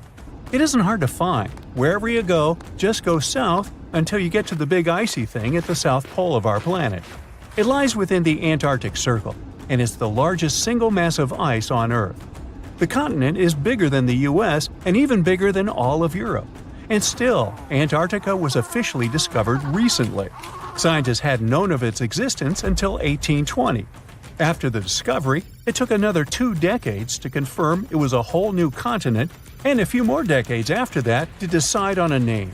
In Antarctica, anti means the opposite. So Antarctica literally means the opposite of the Arctic. Now, even before scientists discovered the land, ancient Greeks already theorized that there must be a southern continent to balance out the Arctic in the north. Also, some scientists who studied Polynesian artwork and oral history believe that Polynesians found the continent over a millennia before the Europeans did. Anyways, today we all know of this icy land at the South Pole. Because of its location, there are just 2 seasons there, summer and winter, and both last 6 months. In summer, it's a bit warmer, and the continent exists in pure daylight. And in winter, it's dark all day long. 98% of Antarctica is ice. This continent alone stores 60% of the planet's fresh water. And yet, despite all those water reserves, Antarctica is the biggest desert in the world. By definition, a desert is an area with sparse vegetation and little snow or rain. Notice that plenty of sand isn't a necessary condition here, even though the continent does have some sand and even sand dunes. It also gets a lot of wind. Antarctica is the windiest continent on Earth, and wind speeds can reach 200 miles per hour. That's even faster than hurricane winds. The little snow the land gets never melts. It just builds up over time, for centuries and millennia. So there's a thick ice layer there. This makes Antarctica full of hidden secrets. There's a whole new world underneath its ice. For example, there are a lot of mountains on the continent that are like 9,000 feet tall. It's taller than 3 Burj Khalifas stacked on top of each other, if we must, and that's currently the tallest skyscraper in the world. But we don't see all those mountains because they're all hidden under the ice sheet that's almost 16,000 feet thick.